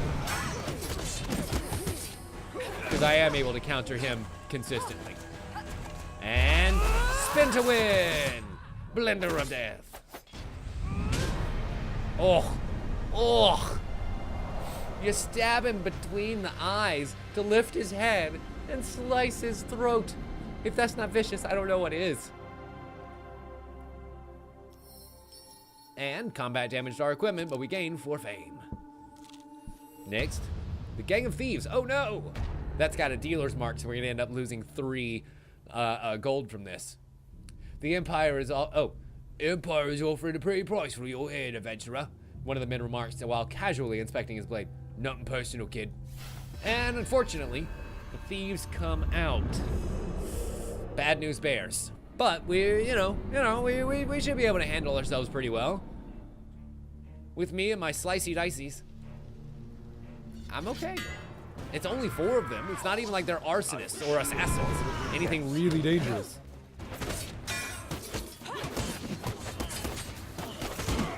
Instead, we end up just becoming a dervish of doom as we dole out death in every direction. God. That is just unfair. And it's not even the strongest pair of daggers. It's just that the daggers attack so goddamn fast. And against these guys who have no armor, and no way of really defending themselves, what are they gonna do? What are they gonna do? They're birdies in a blender, as far as Daddy's concerned. And we gain the Mercenaries Guard from that. Sweet. Plus 10 life, and minus 3 gold due to Fate's Toll. Knew that. We knew that was coming. We knew that was coming. Gambling Hansel. Yay! We defend Hansel from the soldiers, and then we're going to shake that man down for some of his gambling goodness, which I think will either be Felvin's favor or... God, did we get a... I feel like we got something else Gambit related, but I could be wrong. Either way, charge, Kolbjorn. I'll hold him still for you. That's literally what I did. I held the Empire dude still while Kolbjorn charged forward and stunned them all. Okay, now see, these Empire guys who don't take as much damage from the blades, well, they do eventually die, don't get me wrong, and it's not like they can block me like the Northerners can. Or rather, they can't be parried like the Northerners can. Oh my god. They just don't take as much damage from attacks because they have slightly more defense. Which means it takes a few more hits and we have to break through the shields in order to kill them. Which is why it recommends heavy weapons, the ones that deal a lot of damage when you bash through their shields. Like that ice mace that I had. God, I wish I had that back right now. As we search Hansel, we find Felvian's Favor. Beautiful. First kill, we get 5 life. We can remove a card from a wheel gambit. Valuable. And it gives us a little bit of extra defense. Consider what Also you useful. need to progress. The humble here, offering and lies leave before us. behind While hiking anything down the you mountain can path, do we without. pass an old farm and weight down with a heavy sack. We slow our pace to walk with him for a while. In ancient times, my people had a great empire, he offers as he continues slowly up the path. It stretched all the way to the misty seas. In those days, our clerics would sacrifice precious jewels and finely forged weapons to appease the gods. Much has changed since then, as you can see. He gestures to a tiny collection of rundown shacks in the valley below. Few of us keep the old traditions we have precious little to give, but every year we give what we can. Perhaps one day our fortunes will change, or not. What else can we do? His laughter gives way to a coughing fit. He points to the top of the mountain and says, perhaps up there your fate may change too. Hours later, we stand at the top of the mountain and discover a vast crater that falls away into shadow. We approach the edge of the pit and gaze into the unending darkness below. And we can discard useless equipment that has broken beyond use, 4 points. I don't think we're going to do that right now because we barely have any equipment to sacrifice, but good to know that that's going to be around for a little while. Goblins! Son of a bitch! If only I had my mercenaries armor on right now, we wouldn't be snatched so much. Instead, we gotta kill them gerblins in order to get my stuff back, whatever stuff they just stole. Gotta help them if it was my blades. It was my blades. Those sons of bitches stole my knives! Oh, I'm gonna get them. I'm gonna get them. I'm gonna get them, and I'm gonna get my knives back. This one's got my gold. Not a problem. We can get a lot of that back. Wow, 3 whole minutes? Really don't have any faith in me, game, do you? All right. Second Gerblin. You see him carrying my knives on his back. You cheeky bugger. You cheeky bugger to just carry my weapons around like me, like I can't kill you and take them back myself. Fine, if you insist. I will murder you. Uh-oh. And these arsonists are gonna be a bit of a trouble, so we might as well go ahead and take them out too. Uh-oh. I noticed the Kolbjorn's down. Come back, buddy. I got you, boy. I got you, boy. Chop, chop, chop, chop, chop. Nice. Charge them, Kolbjorn. Knock them silly. Uh-oh. Also, I think they might have nerfed the fire breathers because that fire breath is way shorter than it used to be. Isn't it? Like, it used to be a pretty steady for at least 2 to 3 seconds, but now it really is sort of a fire breath as opposed to a fire blast. Well, scratch that, reversed it. That cone seemed smaller. Yeah, and the cone of damage may be a little bit smaller too. And we got the fine sword, awesome. Which we will replace our blades with, because they're better. Oh, and Fate's Toll takes its money again. Uh-oh. the village of Huntsweasel, which is the end of our quest. Fate's Toll hits, even though we didn't actually take it, and the Cave of Wonders, filled with treasures beyond our wildest dreams. Of course, we need a young pair of legs and a strong back to go in after it. Select an item with random. Uh-oh. Gotta get at least a 17. And of course, me without my ability to really roll high here. Oh boy. Oh boy. Kolbjorn allows us to add a dice, but it would have to be a perfect 6, so there's no way I'm gonna take that right now. No way in hell.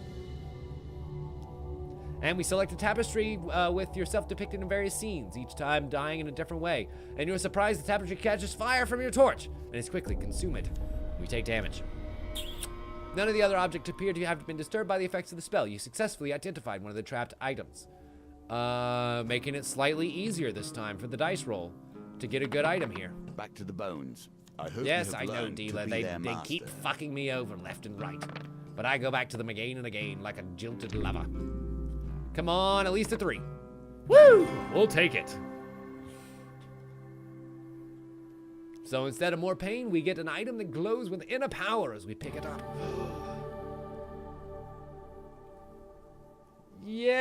Yeah!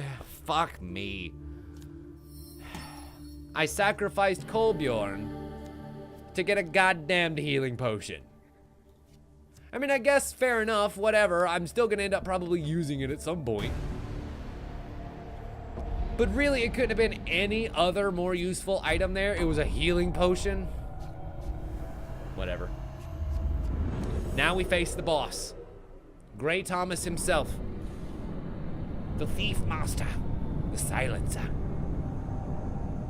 The librarian of the group. Always quick with a Grey Thomas. When a handful of coins can buy a knife in the dark, good folks suffer. But me with my fine sword and healing potion, and no Kolbjorn, we got this, right? We got this, right? Uh-oh. Of all the times not to have my fine blade, or my little fancy, my cutthroat knives, that's the one I was looking for. It's like, what's the goddamn word I'm looking for? Also, with that Mercenary's Gerb, anytime they hit me, that's a stun. That's a stunning. Immediate stunning. And that probably goes for Grey Thomas as well. Because, well, he is a kind of thief. Where are you jumping to all nimbly bimbly? Jackass. That was almost worth it to let him hit us just to get the extra hits in. I mean, almost, because I am running low on health eventually. Got him, got him, got him, got him. Got him. You can't stand up to the might of my blade. Thrust through your cap. No, not my fanciest hat. As he dies away slowly. Poor thief. The ravages of time do more damage to my equipment, but the day is won. We gain 84 endless points, and thieves are now stronger in combat. You and a group of fellow recruits arrive in the woods surrounding the Firebrand Forest, reputed home of the Warlock. The Empire has established a small outpost here. Leave your weapons with us, the captain says. Your job is to get in any way you can, and open the main door. We will do the rest. The castle is in ruins, and the moat is dry. Nothing stirs at the battlements as you approach. Very, very carefully, we must The pendulum is ever changing, and the challenge the pendulum gambit. But as you know, we're pretty damn good at the pendulum gambits. Like, of all the gamblets that are around here, I think the pendulum gambit might be my best one. And so we cross the moat with ease, and then slip through a large crack in the castle walls. The Empire captain finds you as his men rush into the keep and subdue the Warlock inside. Successful, we gain 210 endless points and 30 gold. Now then, something a little bit tougher. We arrive at the Cliffs of Oblivion and risk a peek over the edge. A sizable Imperial vessel has indeed dashed against the rocks below. Reaching it won't be easy. Escaping with any loot? Near impossible. With little more than a rope and a prayer to the ancient gods, you make your way down the Cliffs of Oblivion to the maroon ship below. Aren't the Cliffs of Oblivion the ones that are in The Princess Bride? There's leather armor. A bit of extra pain. Yeah, I definitely don't want to lose life, so we can remove or lose food because I only have 6 of those. So round and round and round she goes. Where she stops, God, I hope it's something we're good. I mean, unfortunately, the food gain card is only a 3 food. So like, even if I do nail it, which it did, it's still only going to be 3 extra food. It's not a whole lot for survival, is it? Your first adventure is complete. Okay, From here, we return to the capital things will in become search more of more difficult. adventure. Congratulations, everyone. First round done for the night. Next up, we've got the kidnapped groom, which would put us in combat with the Northerners, and a round of goblins. A new card, which will put us in combat with goblins, and we would need to, we would get 15 fame for our success. Failure, of course, only death. But success here would restore 55% of our current life, and we face powerful Northerners on this end. The goblins, I think, are easier. No, that's not true. The kidnapped groom is technically easier, even though it gives more score. That seems weird, doesn't it? But I feel like we can have more use out of 15 fame than 55% health, which we could end up with any fucking way. Also, the desert stays? Uh-oh. You attend the summons of a high-ranking cleric within the city. Goblins! The gaunt, pale clergyman exclaims, The stinking wretches have invaded the sacred ground and are even now desecrating all manner of holy relics! he extends a crooked finger to emphasize his point, saying, Violence is strictly forbidden within the hollow chamber of the mausoleum, on the pain of expulsion from a holy order and a blight upon your soul. Why did I choose that voice? The old man looks you up and down. As a common sellsword, however, I expect that you have no issue getting the job done. An armed guard, dressed in a familiar white and red of the Order of Callus's Might, Callus, that name comes up again, provides a scroll granting access to the church that houses the entrance to the tombs. This is a good time to add trials before time has passed and There is things a have gold become more ransom where we difficult. must deliver 20 gold by the end of this. Success for which gives us back that 55 life that I just forewent. Chance cards to get a platinum equipment, done. And we lose 30% life if we fail, done. And then deliver 27 food for another piece of platinum equipment. Oh! So 27 food and 20 gold that we'll have to deliver by the end of this quest. Brave move. Let us see how that decision fares. I'm always up for a challenge. Now then, a band of farmers from the village of Terran, having never before set foot in the capital city, are looking for someone to attend the spring markets and negotiate on their behalf. You agree to speak at the traders' gathering 2 weeks hence. And if we win the farmers' negotiation, we'll succeed there. You accept a quest to deliver food to the starving northerner orphans living in the forests. And a fair maiden by the name of Valeria Tearsheet has been kidnapped by a vicious band of pirates who demand payment in gold. You set out to meet them at a remote ruin. As you descend, your decisions here will become your lifeblood. So we'll need more food. The Waterfall of Youth is a pretty good place to gain that. The scouting party gives us a reveal of the map. Field of Fae has a chance to give us a bunch of stuff. The Fable Beast, however.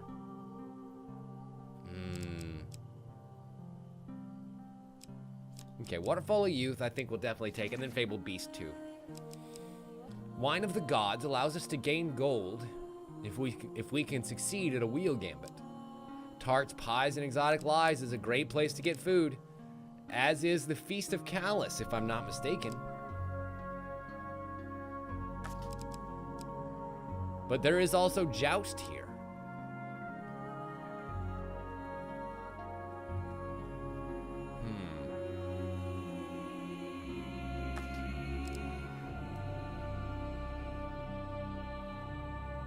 I think I'll take Joust. Now then, there have to be other ways of getting food around here. The Imperial armor is just a nice, or excuse me, leather armor is just a nice set of leather armor. The Imperial armor is actually going to be very handy because it'll make Card Gambit shuffle less for that final Card Gambit. And the Golden Shield is purely ornamental and sells for a lot. Wager. At the start of each map, optionally bet 10 gold that you will end the level with full life. After the first roll on a dice gambit, optionally re-roll all all 2s and 5s. And then gain 400 gold from the wager ability to earn this thing shard. Jesus, that's a lot. But it does, I mean, it does help with dice rolls. Daddy needs help with dice rolls. And now we get to choose some more equipment. The healing spirits that I already fucking have. Nah, I think I'm good. The hunter's blades, which enemies defeated while affected by stun drop gold. Kinda nice, right?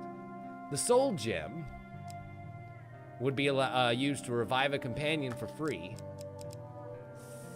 Or the blood crescent, which has a blood pact of losing 50% max life when you equip this item. And a powerful sanguine blow that deals a lot of damage. Pretty much an instant kill for most enemies. 30% less damage to the corrupted and undead.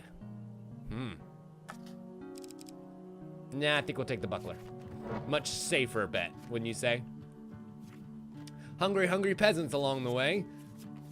As the desert clears. Do you Beautiful. understand I was your really hoping that they choices would. now? How each piece sets the stage for your success Why and did we lose failure. 2 sets of gold there, I wonder? Oh, because of the square we ended on and the square we began on. I guess it counted as 2 separate cards, maybe? Hungry peasants. Hungry armed villagers surround us again. A few push forward to confront you, while many more hang back out of harm's way. And our job is to food them. So let's food them. Neat.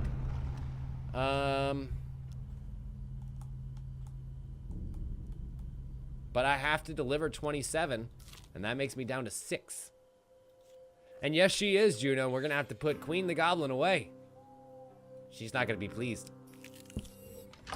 Tarts, Pies, and Exotic Lies. A great place to buy some food. Let's see. That would be 15 food for... Come on, 10. Come on, 10. Yes! For 10 gold. I will absolutely pay that shit.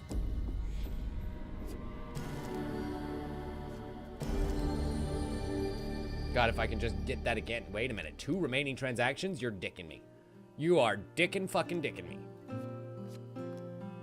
Yeah, another 10 would be awesome. If I can set it up for another fucking 10 gold. Come on, come on, come on. 10 gold. Oh, no. That's bad. Decline the purchase. And we got to move on. Farts. Ooh. Look at that beautiful crown you guys just got. Surrounded by hungry, armed villagers once again. The odd number of villagers is really killing me here. We can go ahead and give 1 food to feed 2 of them and then claim we have no food. Try to push our way through and hope that we don't take too much pain there. And they managed to knock out Kolbjorn too. Son of a bitch! Waterfall of Youth. Ooh. This is a good opportunity for us to gain both food and a handy trinket per map. That would be really useful to have as we move on. So did anybody see where that success card went to? There were 2 of them to keep track of. I think I saw one go to slot number 4, but you know what? I don't trust myself anymore. I've fucked up the last couple of card shuffles.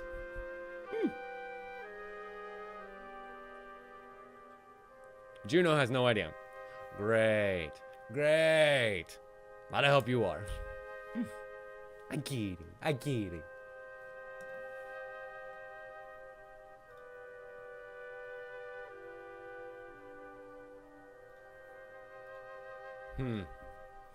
Well, poop. I mean, I guess I've got a 50-50 shot at getting it right? And fucked it. I fucked it. I had a chance. Fucked it hard. And instead, I just gained 5 food, and baby Yvonne crawls around unable to give us any more benefits. Explore new lands. Beautiful.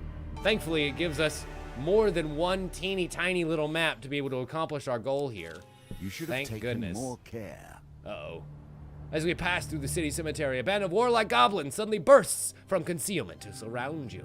Queen Mab said let nobody in, a muddy goblin squeaks. Stab them up, boil their bones, drink their marrow. And we get to kill more goblins, hopefully for some gold. Because, like, we're doing all right on the food. We're getting close to our goal for food. Really nice to hit that goal for gold, too. It would be nice if we could at least get close enough so that, if I really desperately, absolutely, by God, have to, I can buy the last pieces of food that I need from the stove before we go. You know what I mean? Okay, you're the marked first enemy. If I kill you, I get 5 life back. And I definitely need it because most of the life that I had was just taken. You sons of bitches. You dirty sons of bitches. And Kolbjorn got killed, too. God, these goblins are a lot more dangerous than I give them credit for. I gotta admit. Like, you kind of tend to underestimate them because of their diminutive stature and all that. But they kind of suck butts, as it turns out. They kind of suck a lot of butts. Excuse me. See, I'm allergic to their bullshit.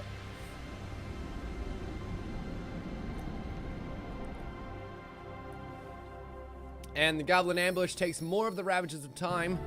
Ooh, but at least we gain some armory stuffs. The Hunter's Blades. Defeat 50 goblins. Thank you. Yes, please. Because this is definitely a place to keep fighting goblins if we can. All right, our gold goal has been met. Again. Hungry, hungry peasants, get in our way. Hungry, hungry peasants, go away. We'll fight. Fine. At least I can come through a fight with the peasants relatively unscathed by comparison to 15 damage and losing my goddamn companion. No thanks. I'll take the guilt that comes from killing innocent farmers. Rabble. When the land is in peril, you know the land is in peril when those who do not fight pick up arms. And unfortunately they're not thieves, so I won't get the big bonus from these weapons, but hey, at least they'll be effective. Super effective. Holy shit.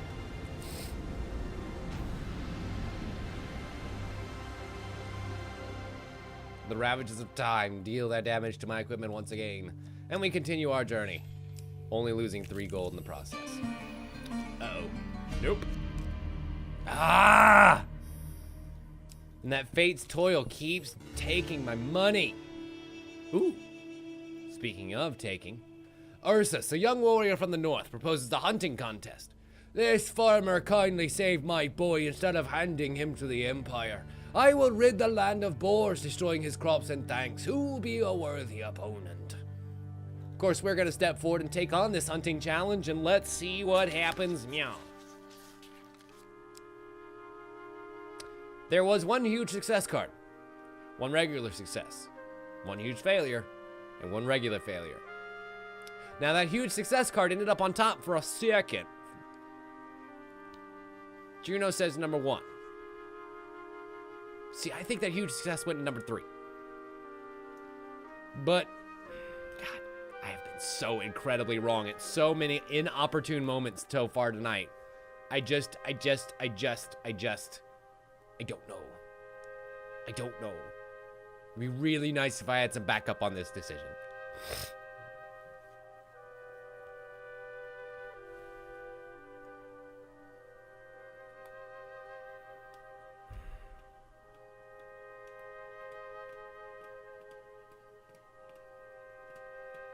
Okay. I'll trust in the Juno that trusts in me. And I'll be damned if she did not deliver in a major way. Following its huge tracks, we find a monstrous white boar by the river. We stealthily approach as he sharpens a single tusk on the boulder. When he senses your presence, he grunts in the common tongue with a strange lilted accent. Spare this old blood-blessed mortal. I don't remember what happens here. I think if we spare him, we get a blessing. But if we don't, we get food and money. So I'm gonna slay him, and I'm gonna claim his tusk. And we take it back to the farmer, who tallies up our kills. Ugh. But this white boar has to give me an advantage, right? We'll take Kolbjorn's ill-fated die, which is just a 1, and motherfucker. Beat you by 2 beasts. Wait, after you revealed the fabled boar's tusk to the farmer, you saw him too. I'm not crazy, he really does exist. Did he speak to you? My wife was once a blacksmith. I'll get her to fashion something from this for you. The gambler's Those hood. who wager and those who win. See, this would have been rather nice to have in this very encounter, but we didn't. God damn it. And grateful to you both. My fields will be safe once more. And nothing gained elsewise. Once again, a place to sacrifice. No blessings found in inventory. Fate's toll takes more money. And I have to continue on poorer than when I arrived in this fucking map. God, that sucks so bad. Okay, let's take the gambler's hood. And I guess it would be a decent idea to use my health potion to heal up a bit. It is 10 health after all each time. And if I'm not having to use food to heal up, then, well, more's the better. Break camp.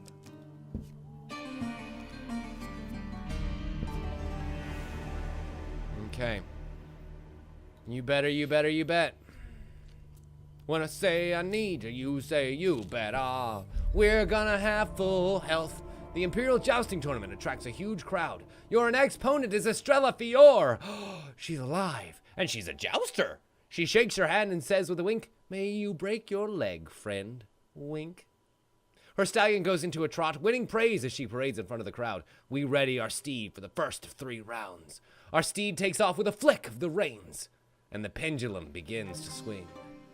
Slowly, steadily, with a huge Breathe. success. You have done well. We run towards our friend Estella Pior. Our lance finds its mark, smashing directly into Estella's helm, sending it flying, and we score 2 points. Estrella has 0 points to the challengers 2.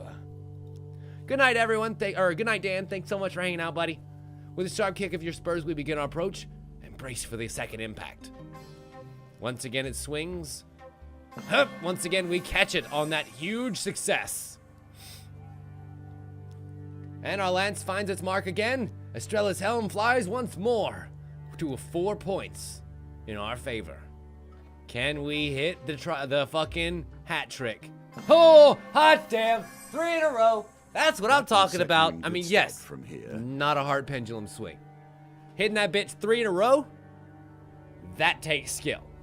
Your lance finds its mark, hitting Estrella square in the chest. The crowd goes wild with excitement as you knock your opponent clean off her horse. And the winner is our challenger, with 7 points to Estrella's fucking 0. She never even stood a chance. And for our victory, we get 4 fame, 3 food, 3 more food. God, it would be great to get a lot more food. And maybe at least some gold, but no. The trader for a distant land allows us to choose 1 item at losing 1 random. Sure, why not? This will complement my bird's complexion nicely. He opens up his trunks and he has, well, the very cutthroat blades that we traded back, except my cutthroat blades were worn and used up, mostly. But you I will take, and you I will equip, because you will help me win the farmer's negotiation shortly. God, I'm so poor. Kubarik's favor. Greetings, mortal. My time here is limited, but I wish you offering my aid. I like you, human. I want you to succeed and fulfill your destiny. We lose 1 random equipment. Ooh, gain 40 gold, lose 20% fame. Done. That is an easy trade. Thank you. And Fate's Toll takes its effect once more. Now then. Last card? Last card. So what's over?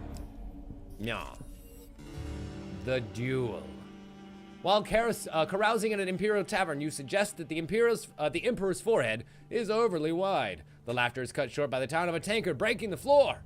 A familiar soldier approaches. He clutches his shiny new captain's helmet in one hand, knuckles white with outrage. He challenges us to a duel for the honor of the dead emperor. I know of this mercenary, a trader says as the back pipes up. They say she defeated the magical shaman of the northern tribe. Irrelevant, the soldier says, turning his back to us, towards us, away from us, his back away from us, turning to us once more, whatever. Cassius must fight. Your artifact is empty now and will be of little use to you here. I don't care. I'm not gonna need the healing dealer, because all I'm gonna do is beat this punk in the face. Like a lot. Like a lot. Because these captains have a lot of armor, but they only got one set of it. So once it gets punctured, boy, that's it. He's done. He's done, son. And I got my hunter's blades, which will allow me to deal a decent amount of stun damage to him too. Fuck you. Dodge the, ow! I dodged that pistol. Bullets do not have auto aim, you son of a bitch. Okay, done. Now we can murder him the easy way. I said the easy way.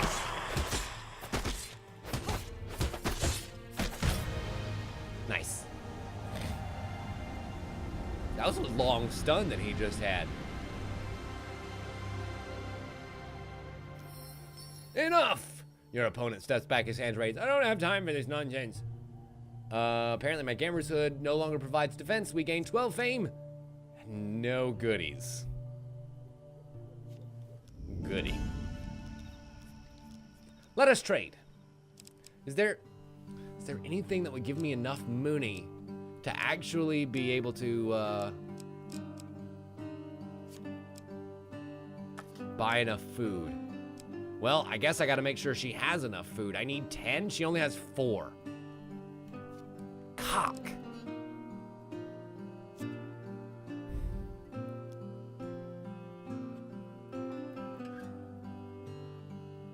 Well, I mean, here's the thing.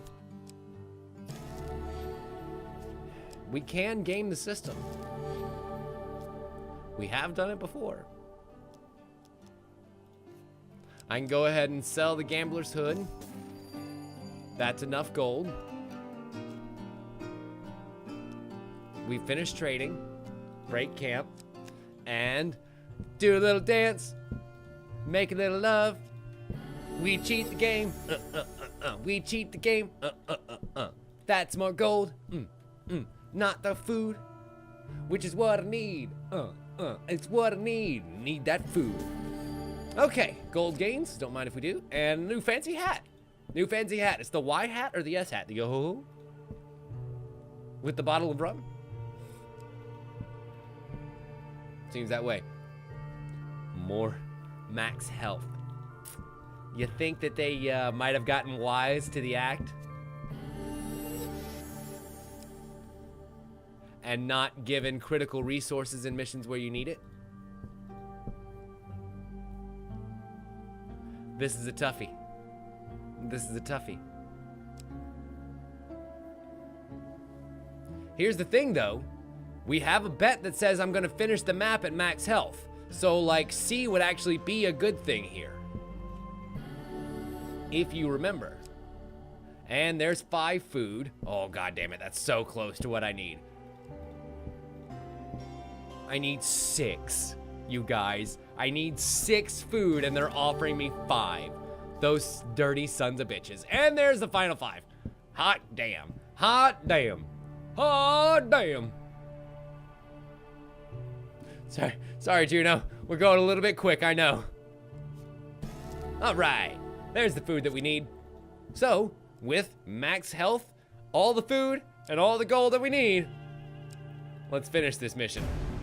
The sacred ground lies before us. I've got my Imperial armor on, which will make the shuffling a bit easier. I don't have another mask, so we're good there. My Hunter's Blades are definitely going to be helpful because we're facing down Gerblin. And let us roll. We approach the mausoleum door cautiously, the sound of goblins closely drifting from the main door. Inside, we see a band of armored goblins sitting around idly. They seem to be waiting for something. Or someone. Hello? A goblin voice calls out, startling you. Are you here for the funeral? The goblin beside you asks. A human! The goblin cries from within. Protect his holiness! The ritual must be interrupted! Seems like we have a goblin mage? Goblin chanter is what it's called. But definitely some sort of goblin shaman. He's probably gonna look pretty cool.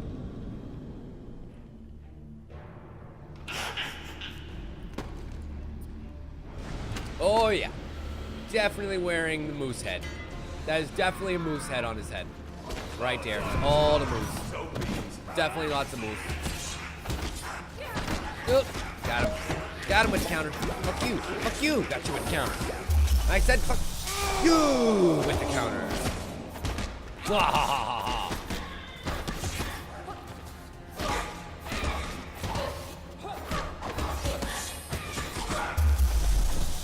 Done. Get out the way. Get out the way, bitch. Get out the way. Oh boy. Oh boy. He's got exploding traps that he lays out. That's what he does. I gotcha. And finish her. Good night, Queen. Sorry. Sorry, not sorry. We hurt you real bad. And put out your pity retinue, too. And because we killed a whole bunch of gerblins with this hunter's blades, the shard begins to unlock. It's gonna take a lot more goblins than that. Like a lot more. A lot more. But hey, you gotta start somewhere. Every journey of 1,000 yards starts with a single step. Right? Right. Combat damaged your equipment and reduced your max life. Great. To your surprise, none of the gold sarcophagi have been touched. Wait a minute. I don't have max life anymore, you guys. Not technically. Uh-oh. A casket woven from reeds and surrounded by an unusual collection of jewels and hats sits beside a finely carved coffin. A goblin with an enormous domed hat finishes reciting something in a strange tongue as you approach. He always wanted to be laid rest right here with his friend. The old goblin states before suddenly blowing a horn, disappearing into a portal. Moments later, the woven casket crackles with green magic and dissolves into dust. The bards sing of your deeds. It seems you stopped them before they could ransack the tomb, the bishop remarks before sending you on your way. And we gain 70 points for the task. Congratulations, everyone. We arrive at a gathering of traders to negotiate the selling of produce from the village of Terran. Card gambit here, but the cards are shuffled way slower. So that card gambit's way easier. And after the negotiations, we discuss the prices we secure with the farmers. They seem content. And we can either get the Grifter's Companion, which lets us nudge a wheel, super handy, or a weapon, which would degrade on us with time. No, fuck that noise. Definitely getting the ring. Definitely getting the ring. And we gain 160 endless points for winning. Deliver 27 food to the grateful orphans, we did. And we get another piece of platinum. Coward's Bane allows us to kill thieves like fucking nothing. Or Hratha's Ire once more rears its ugly head. Now, we have yet to fight any, like, Empire people in a real way. So I feel like that might be useful. I might not equip it right away, but it might be useful. And faith you know what I mean? Powers. And did you bring the gold? You bet. We'll pay for the young maiden's life, and we return to the capital in search of more adventure. Yay! Oh, yay! Because of that trial that I completed, and we regained 55% of our health. Guess who's got max health again? Woo! Our bets are gonna pay off, baby. Let's see. Now we have the Lucky Sparrow, which will make us face off against undead to gain 12 food at the end. For failure, there is only death. Or we can find the missing shipment, which will give us 24 food. Why would we choose the other? And have us fight the Empire, for which I'm very, very, very glad we got Hratha's ire, aren't you? A local tanner laments his missing shipment of furs from the frontier village of Dangarnoon, They've had problems out there before with both beast and bandit, but I've hoped that the establishment of the Imperial garrison nearby would have settled things down a bit. The tanner marks the location of the village on your map. Please, if you can't find my fires, at least satisfy my curiosity. I must know what's happening out there in the wilds. No good will come of this. Let's see. Blessed ground. requires us to have 1 blessing by the time we leave here. Easy. Map of the Empire requires us to reveal the whole map for an additional 24 food. And the Carnival of Slaughter requires us to deliver 3 weapons. I don't think we even have 3 weapons in my deck. Nah, I'm good. We'll start. 1 blessing card is required to enter the Temple of the League of Goblins. And we can talk to the Sacred Oracle. A noble patron of the arts has commissioned an artist to create a map of the Empire. Do not underthink your decisions. And along the way, what shall we find? I think 1 drunken night is definitely going to be a fun one because there's a lot to be gained there. Borrow Burrow never works out well for me. Neither really does illicit trade. Especially considering that bitch ends up taking Kolbjorn every time too. Because Kolbjorn is a handsome bald devil who the ladies just love. Now, if I remember right, the shaman may actually be able to give us a blessing. Maybe. But then there's the Feast of Callus, where we can leave blessed. I think we'll go ahead and try our luck with that one. And then Warring Kingdoms. Or Payment Due. Warring Kingdoms or Payment Due. None of these others will end up giving us a blessing, so neither of them I'm going to take. But Payment Due or Warring Kingdoms, what do you guys think? I'll let you choose. Warring Kingdoms or Payment Due. They're both new cards. I've seen neither, so their effects are unknown to us.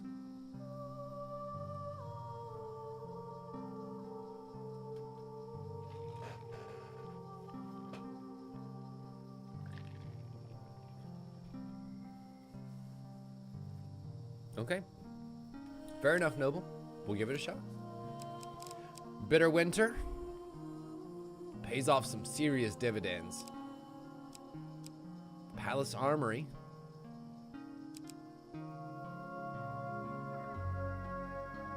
God, nothing with blessings in it, though.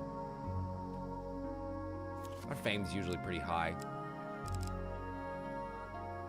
The Assassin's Blade has a charge bonus for riposting and finishers against the Empire. Wow, both increase the weapon charge by 4? That's a lot. Okay, definitely gonna take those. Frostfang might not be bad either. First time you complete a combat unharmed, add a blessing to the map. Neat. We might be able to get a blessing that way. The Merchant's Ring reveals all shops. Heroes called Dazzling Blade. Ooh, don't mind if I do.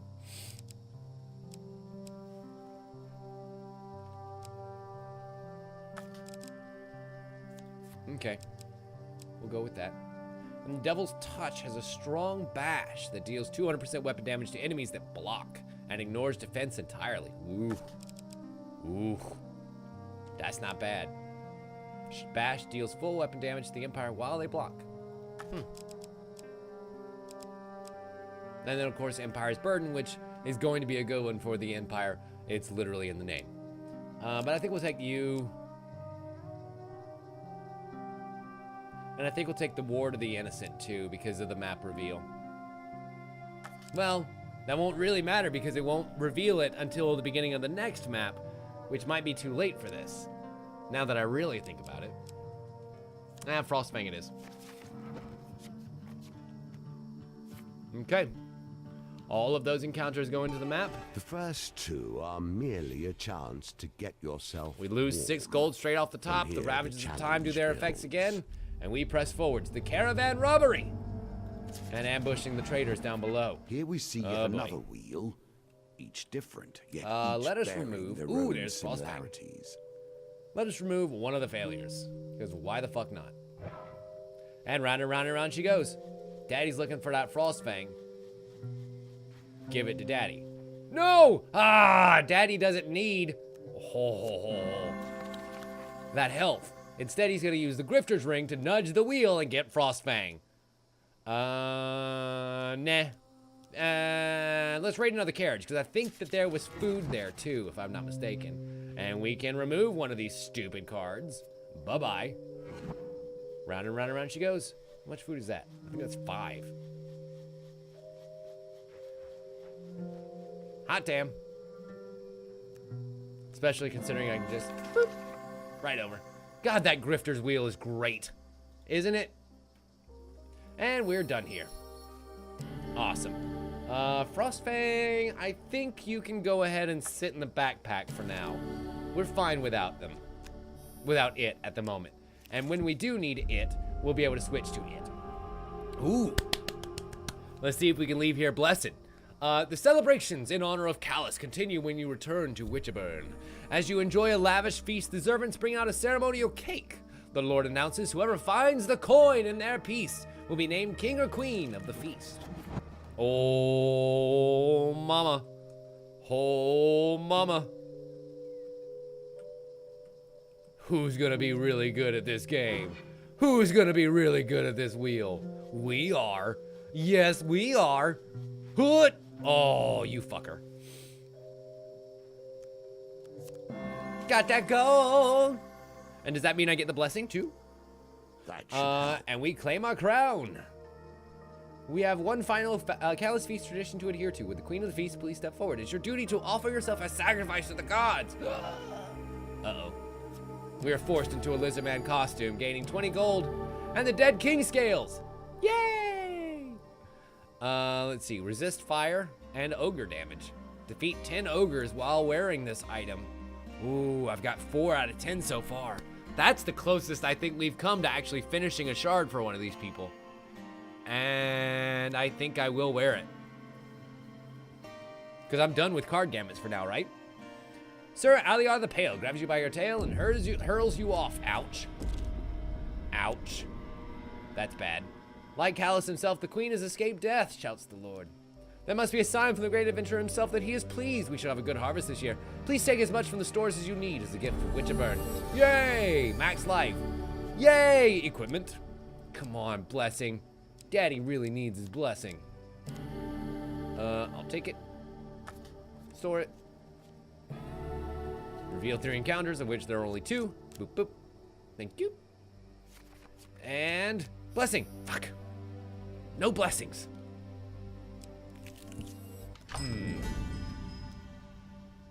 Okay. Nah, I don't think I'll fuck with him for right now. Mainly because I don't want to risk losing one of my good pieces that I'm just holding on to until our bad pieces run out. But I also don't want to run the risk of losing one of my bad pieces because they're useful. They're useful for holding off the ravages of time to my other weapons. And Fate's Toll takes its effect again. Son of a bitch. And now we are officially starving. No one wants to perish wealthy, but starving. Defeat the goblins before they blow their horn and escape with my shit. Wait, I think I revealed all the encounters in the previous map, right? I'm pretty sure I did. I kind of have a habit of doing that just without thinking about it. So I'm pretty sure I did. Also, since there's more goblins here, these hunter's blades are gonna get more blood. Oh god, he's got my death touch hammer. Fuck you. Daddy needs that back. Gimme, gimme, gimme. What are you doing? Gimme, gimme, gimme. You son of a bitch. Gimme. Ouch. Yeah, that's definitely way less of a fire breath. And I am so pleased. I'll have to check some patch notes at some point to see if they actually did that or if that's just me going nuts. Fuck. And stunned enemies drop more gold.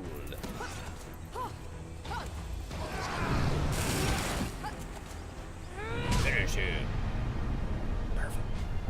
Oh my god, just dumped him into the rocks below. They're never gonna find that body. His family will continue to wonder where he is for centuries.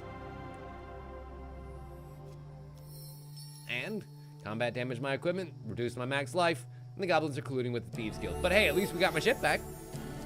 And we got some food, yes! Not starving today. Hot damn. Oh, and there's some food from you guys. Warring Kingdoms. Ooh. While browsing the market of a small town, you were interrupted by the arrival of a company of mounted soldiers led by a handsome man crowned in rubies, the Red King. "We bring warning of a terrible army headed this way," he shouts. "The vile Blue Kingdom, known perpetrators of barbaric acts to man and child, are invading your lands." A gasp goes up from the small crowd of townsfolk. "Take hope," the strange king continues, "for we of the noble Red Kingdom will not let you perish. We seek able-bodied warriors to join our cause and stand against the Blue Peril." He's interrupted by the sudden arrival of a second band of mounted soldiers, dressed in blue, at the opposite end of the market. The group is led by a thin, severe-looking woman, the Blue Queen. "Stand down, foolish old man," the Queen cries. "You shall not claim this fine village or any other while we draw breath." She addresses the peasants. "The Red Kingdom is as infamous for its ruthless tactics as it is for their insane customs. Join our crusade to end the Red Menace once and for all." The Red King, face screwed up with fury, grabs a tart from the shocked bystander and flings it to the Blue Queen. It splats a few strides short, but she makes a jeering noise. The townsfolk stand quietly, looking from one band of armed soldiers to the other. "Why are you guys fighting?" the Red King shouts fiercely. "Everyone knows that the depraved citizens of the Blue Kingdom eat baked pastry with their breakfast." A cry of disgust erupts from the band of red soldiers. The blue soldiers stir angrily as their queen spurs her horse into a trot. "As everyone raised in civilized society does. It is only the depraved subjects of the Red Kingdom who eat baked pastry with their supper. Even these simple farmers wouldn't stoop so low." The soldiers of both kingdoms draw their sabers and wave them fiercely in the air, threatening to charge each other, right through the gathered crowd. The town mayor, a thin rake of a man with graying hair, implores you to intervene. "Help us!" The town folk stand frightened, looking quietly from one band of soldiers to the other. I don't think anyone's gonna be right here. Like, it only gives us the ability to join one kingdom or another. There's no third neutral option of, like, just running down the line and slapping both of them like a bunch of bitches. Just fucking stop it. Eat baked pastries at lunch. Split the difference. Call it even. No more war. You're welcome. World peace. Call yourselves the Purple Kingdom. Okay, I guess we'll join the breakfast people. "Bless you, warrior, for choosing the side of justice and decency." The Blue Queen smirks at her rival, doing his best to hold back angry tears. The Blue Alliance. Ooh, blessing. Nice. First enemy to cause damage to you in each combat will cause 30 less damage for the duration of said combat. Take heed, idiot, the Red King warns. "By allying yourself with the repugnant Blue Kingdom, you have made an enemy of the Red Kingdom and of every just and righteous soul in the land." Uh-oh. The red ambush card goes in. Taking your lead, the people of the village turned to the Blue Kingdom as they began to hand out little blue ribbons. The Red King stamps his feet and storms out of the small village, presumably heading to the small fishing town you had passed earlier that day. And encounter complete. We move on. Shaman of Eyebright Weld. It requires one blessing to go in. Sure.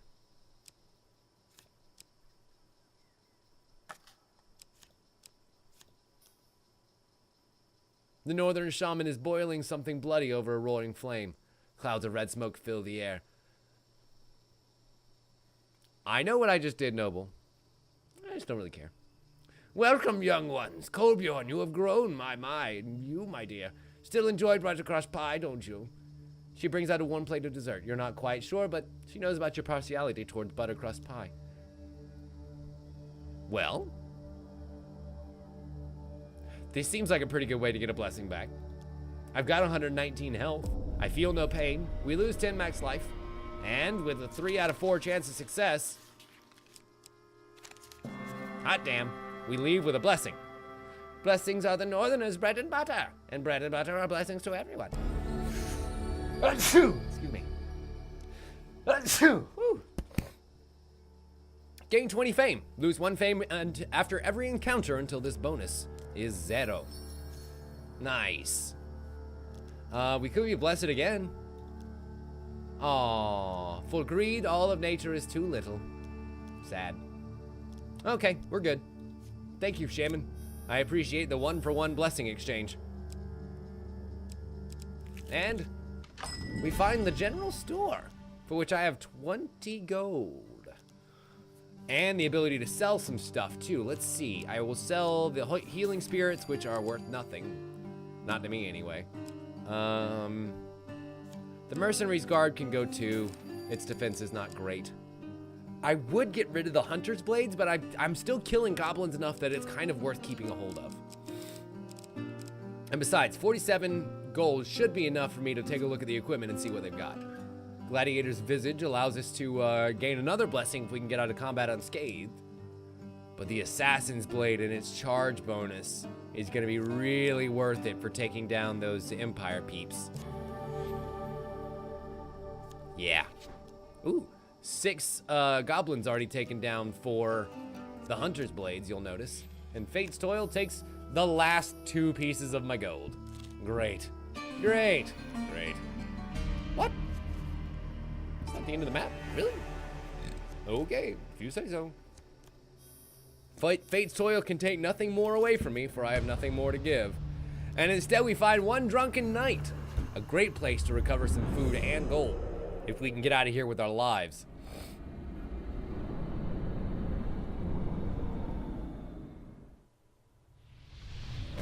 I have my dead king scales on me, interestingly enough. I wonder why it put that armor on for me. I did not equip that armor.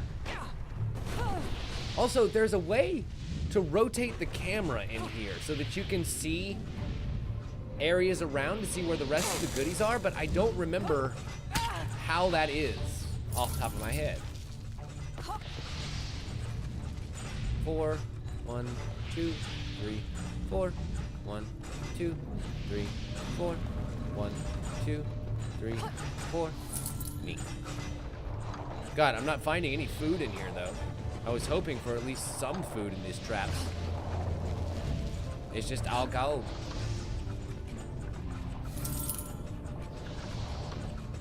One, 2, 3, 4. 1, 2, 3, 4. See? A delicate little dance of death that we cleave through the traps. And yoink.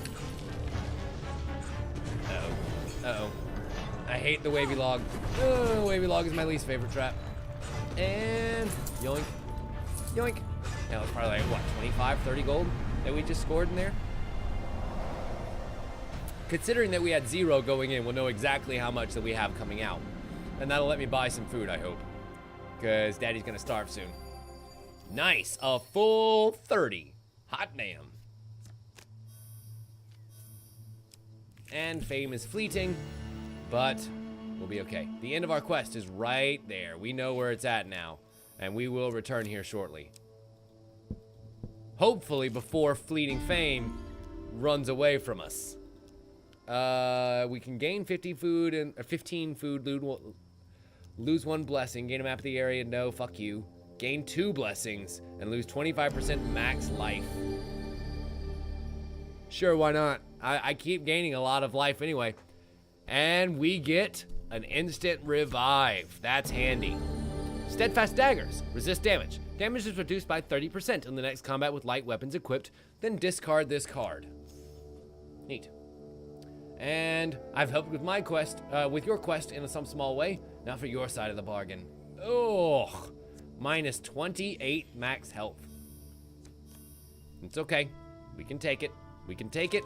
We got bonus blessings just in case fleeting fame doesn't last long enough. The poor and never see.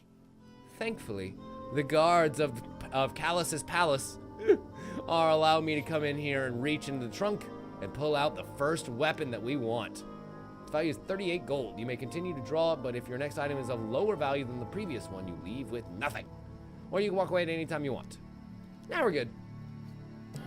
I don't think there's much more in that deck right now that's worth 38 gold, so Dazzling Blade it is. And since we're about to finish off this encounter, I see nothing wrong with picking that up. Greetings, the goblin trader says. Goblins? Do I hear goblins? Are you in need of a magical doohickey, poisonous gum, perhaps an exploding helmet? Ooh.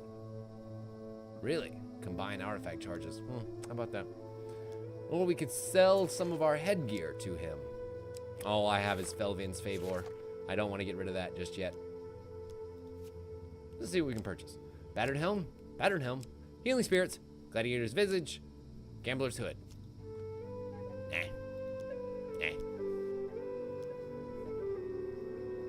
I'll give you another 25%. You can't argue with that. Nah, sorry, dude.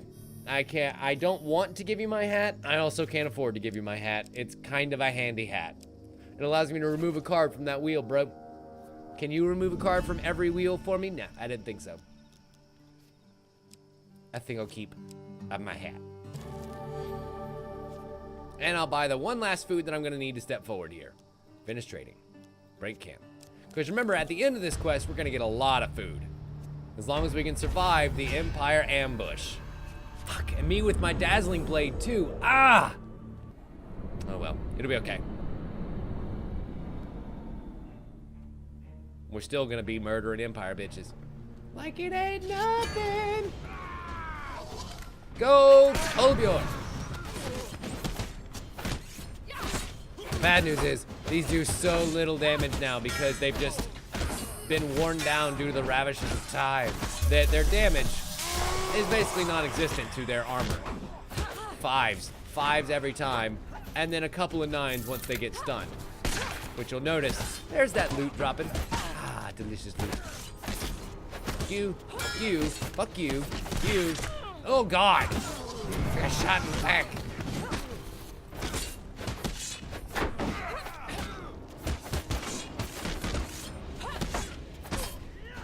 Uh-oh. Ah, I knew that was gonna hit, but I just saw it a little bit too late. Their spears have just a lot longer reach on them than most other Empire soldiers do, so when you think you're kind of at a safe distance, I got bad news for you, son. You're not. Not really, anyway. Get done! Nice. That knocks down another one, or some defeated gold. Bip. Oh, God damn it. Bip, I said. Allow me to do the bippage. It is only through bippage that you will die. Bip. And Torbjorn's gonna stun. Excellent. Setting up for the little bit of bonus gold right there at the end. I gotta make up for that one food I just bought. And the ravages of time take their effect, and we go on. Yay! Yay! More gold! Fate's Toil, Ravages of Time. And we lost the Steadfast Daggers, you'll notice. We're only down to 2 blessings because we took a light weapon into that last encounter. Sadly. The end of our quest is here. As we approach the village palisades, our companion stops and sniffs the air. Is that smoke? You hurry through the gates. Inside is a grisly sight. The entire population of Dagarnoon has been massacred. The arrival has interrupted a regiment of Imperial soldiers as they pull corpses from nearby houses and drag them into a mass funeral pyre. Allow me to get out my Empire murdering sword, because it sounds like these bitches are gonna need it. Imperial armor? Yeah. Okay. They go about their duty with grim determination. The commanding officer spots you through a haze, the pyre embers casting his face in an eerie light. How unfortunate. Had you arrived a day later, you'd have discovered an empty village. A mystery. Instead, your bodies will join the others. No one must ever know what happened here. Says the good Captain Lumley. Sad. Sad to see another good captain go down into the dirt. Really. He worked his whole life to reach the rank that he is right now. And it's all gonna go downhill so quickly. So very, very, very quickly. But we've got 2 captains. Oh, correction.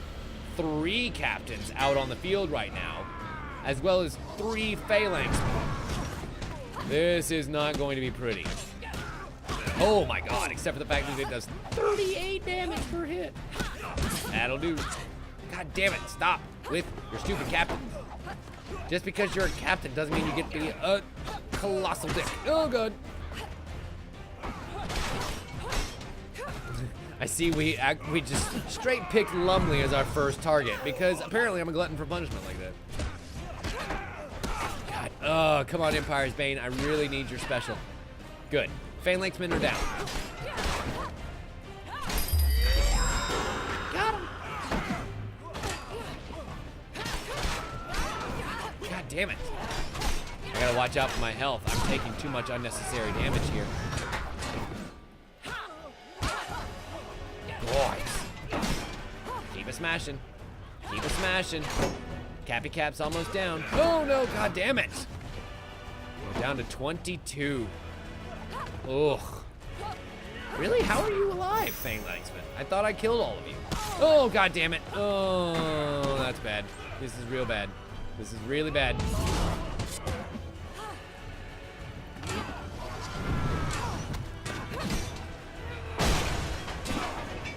Okay. Oh, no. Trust in skill. Trust in skill, and all will be fine. Come on, Captain Lumley. Come on, Captain Lumley. You're my chumley. And let's see if we can defeat all of your captains. Oh my god. Oh my god. Oh my god, if I can pull this off, I'm gonna be ending on a raging boner. I'm gonna be ending on a raging boner because I kick so much ass. And oh fuck! Really, the last hit, and he just pulls a pistol right in my face hole. Sure, whatever. Go for it. Go for it. Go for it. Watch out for that, Captain. Not gonna take me today, Junior. Oh no. No, no, no, no, no, no, no, no, no. Stop. Go. Go, go, go, go, go. Come on.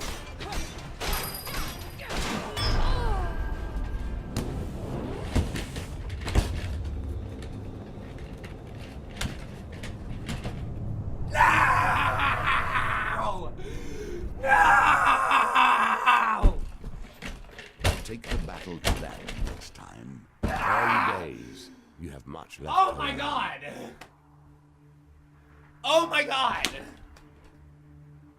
I absolutely countered that fucking hit. I countered that thing so hard that, like, my fingerprint is going to be forever indented into this goddamn right mouse button, and it did not register.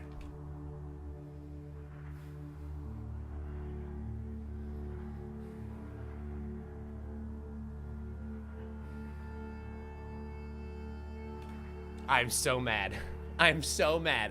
That victory was stolen from me, ladies and gentlemen. You witnessed grand theft victory here today. I am so pissed. God damn it. Ah! All right, ladies and gentlemen. Well, that's gonna be the end of our show for tonight. I hope you all enjoyed that shit because this game is a bunch of asses and it keeps on fucking you left, right, front, and center. But that's why we love it, right? God damn it. Ah!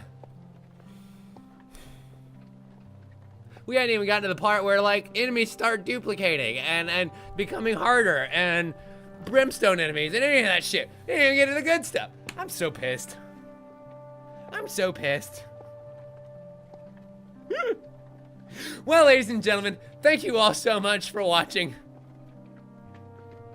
Join me right back here on Thursday when we're going to be playing some more games. We have a little bit more of Ni no Kuni to go, and I think I'm going to have us to the point where we can go and pick up where we left off on that. Because we're done with Guild Wars 2, we don't need to play that anymore. And we need to go back to Detroit. Thursday nights are not the night to do it. I think we may do that on Saturday, as a matter of fact, because I don't have anything else to kind of put off with, unless you guys wanted to do Captain Spirit. Captain Spirit over there on the old PlayStation. Because that game came out not too long ago, and apparently it's free, and apparently it's pretty good, and apparently it's pretty short. So that might be fun to do one night's random stream, maybe next Tuesday, something like that. We'll figure it out. Either way, you've been watching this on twitch.tv/timandanswers. My name is Tim Leftwich. Remember, we have a brand new store down below. It helps keep the lights on around here, keeps you, me in games and you guys in entertainment, as well as making sure you hit that subscribe button, whether you're watching on YouTube or Twitch. Again, same basic speak. Thank you so much for all of your love and support. Tomorrow, just random little tidbitage. It's actually an anniversary. We're not going to really celebrate it and all that much, but it's the anniversary of our streams. It's the 3-year anniversary since we started streaming, ladies and gentlemen. Congratulations. We've been streaming for quite a while, and our little family has grown considerably, and I'm so glad that all of you have decided to give your time and some of your money and a lot of your patience to me over these years, and they've been really, really fun. So I love you all very, very much. I would be sitting here playing games by myself if I had to. I'm glad I don't have to, because I have friends like you. Thank you all so much for watching. As always, see you next time. Bye.